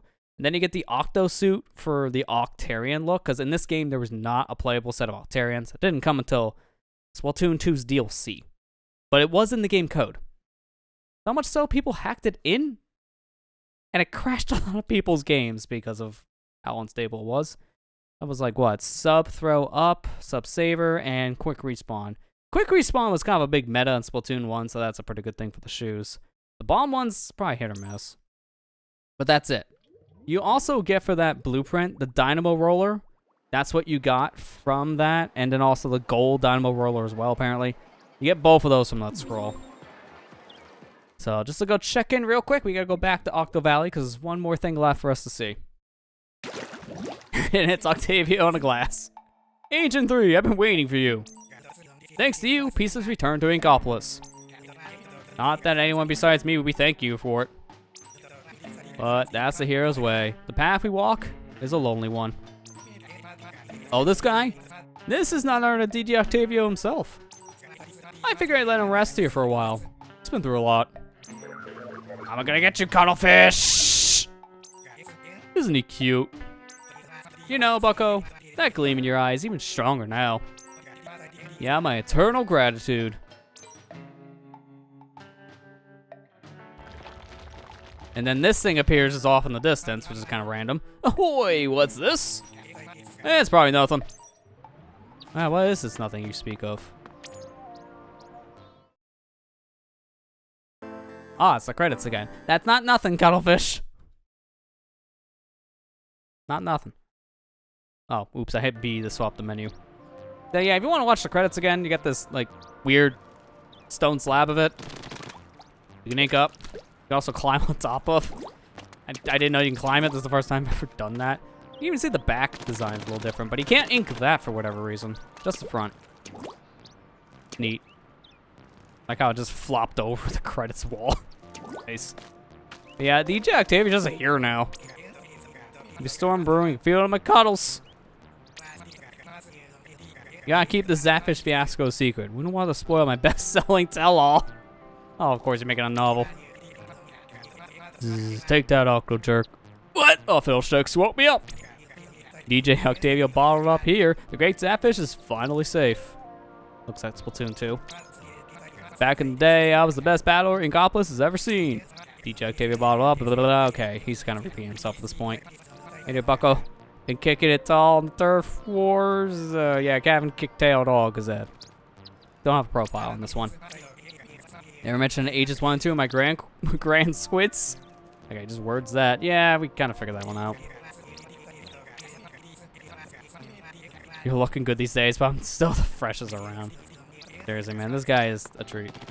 You can shoot Octavian, he does react, but you can't ink him up because he's in glass. Can you get on top of that? I didn't know you could stand on this. That's the dumbest thing. He's like, what are you doing up there? Please get off my home. It's like a gnat. Get off. All right. With that, we're done. That is everything in the single player campaign. Oh, actually, wait a minute. I forgot to check the stick scroll.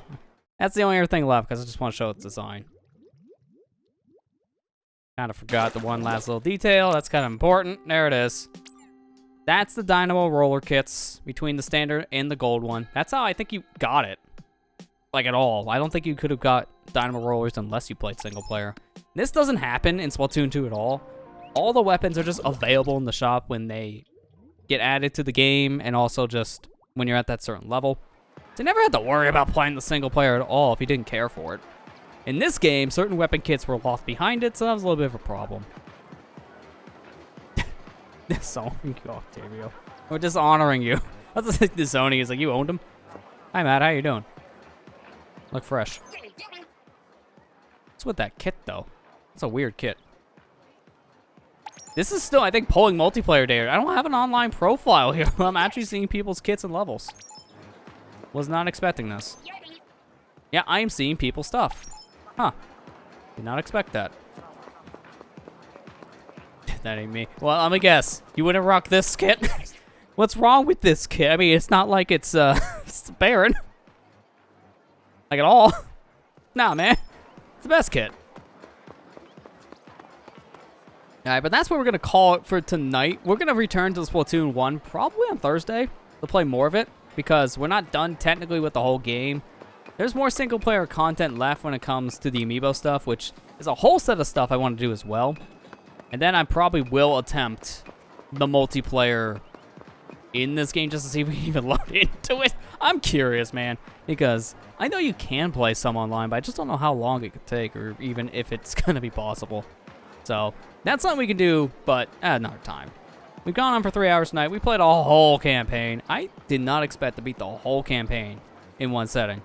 Like, in one setting here. Like, that was more than I expected. But, yeah. Hope you guys enjoyed this little look back at Splatoon 1's campaign. Worth playing if you haven't already, I guess, but... Again, it's not much of a reason to go back to Splatoon 1 unless you are playing the single player, just because of how the multiplayer is structured. But we'll see, I guess. We'll see, because I will try it on stream here, but... With that, that's going to do it, guys. So thank you all for coming out. This was, again, a trip down memory lane for me, since I haven't played this game in so long. So we also did do something different with the angle. I didn't mention that, but how do you guys like the more zoomed-in camera? Which, if I do here, it's going to look terrible, but I just want to show again. Just so you see, that's that difference. I played around with this, so instead of being, you know, this kind of more zoomed out look, we're more pinched in like this. The reason why is this look is better when it's shrunken down into a small corner, instead of, you know, full frame like this is better for talking head. But when you're, you know, this big, and you take you down to here, then you realize, oh, get him away! It's two of me, go! There you go. When you realize it's that small, it starts to become hard to see detail, like your lips moving, or the eyes, like, blinking or looking around and such when you're watching on smaller screens. So I figured, let's zoom it in a bit. So why not? It's something I experiment with tonight. Matters I didn't notice. Okay, well then there you go. That's how much of a minor thing it is, but I just zoomed in a little bit just because I thought it looked a little bit better. At least personally. I noticed that when I was doing the NVIDIA broadcast messing around from last week's streams, when I did the zoom in effect, like, I kind of liked how it looked in the frame more. I didn't like how it looked full frame like this, but in layouts it looked perfectly fine, so I zoomed it in. But yeah, that's gonna pretty much do it. So again, we'll probably end up returning to this game on Thursday, because I want to play the other pieces of content that are left with the amiibo stuff and attempt some online. I don't know how well that'll go, but we'll see. But that's gonna do it for tonight, so I'll just do a little bit of some cleanup here. A little bit of housekeeping. We got the YouTube side. I am uploading those Mario Kart sessions that we did from last week. So if you want to check out those races, they'll be going up Tuesday, Thursday for a bit. So there's that. And then also, we got Mario Sunshine still going on for a while there. I think now we're in Noki Bay. So that's that. Next week is the next world. We got about another 3 weeks worth of that, maybe 4, something like that. I'm trying to remember how long it is based on week worth, and I think it's about 4 weeks, so it's still a good amount of Mario Sunshine left, so check the playthrough out if you haven't already. A lot of fun to put that one together, but more importantly now, to jump over, screw me, how about the rest of us? The Elpier League. We started up a new playthrough over on that channel, Majora's Mask, so Barry Boy's back. You've seen the Ocarina of Time playthrough, you know who that is. If you haven't, go see it. It was a good one. From a few years ago, we introduced a character. He did his thing in Hyrule, but now it's time for him to move on to the New World Termina. So check it out. That'll be going on for quite some time. It's like a 3-month run. It's a long playthrough, but it's going to be our long one for the year. So we had a lot of fun putting that playthrough together and recording it. So check that one out. That's the big thing at this point, since that just started up yesterday, actually. But that's it. That's going to be the big things at this point. I'll be going ahead again. revisiting Splatoon 1 again, probably on Thursday. And that's probably what we're going to be doing for the next couple weeks, so I'm sorry if you don't care for Splatoon content, but my goal for this series is that, yeah, what we're doing right now is a little bit of a stream series. Countdown to Splatoon 3, as I'm coining it. We're going to be playing Splatoon 1 and Splatoon 2, mainly focusing on their campaigns, just because of preparing for 3's launch. It's the best way to remember how the story beats go and how the level design is. And then we'll try multiplayer at 1. No promises, but we're going to attempt it. But we will be playing multiplayer for 2, probably. Just checking out all the different things you can do with that again. As a one final hurrah to the game as well. And then immediately after that, when 3 comes out, we'll be probably there. I don't know if we'll be doing a day 1 thing of it. We might. I don't know. It'll depend on my schedule and my mood. We will see. Also depends on when I get my copy. And you, Amazon. So, that's going to be pretty much August. It's going to be a lot of Splat. So if you don't care for the series, then I guess I'll see you guys in a while. Because I'll be playing a lot of this on stream. We might break it up. Maybe a handful of times if we can. But these campaigns can be kind of meaty. Mainly with 2. So we're going to be streaming a lot of Splatoon. So I guess with that, I'll see you guys back here Thursday for more Splatoon 1 here. On the dead corpse. On the dead system. Why do I have this again? It was fun in 2015, that's why.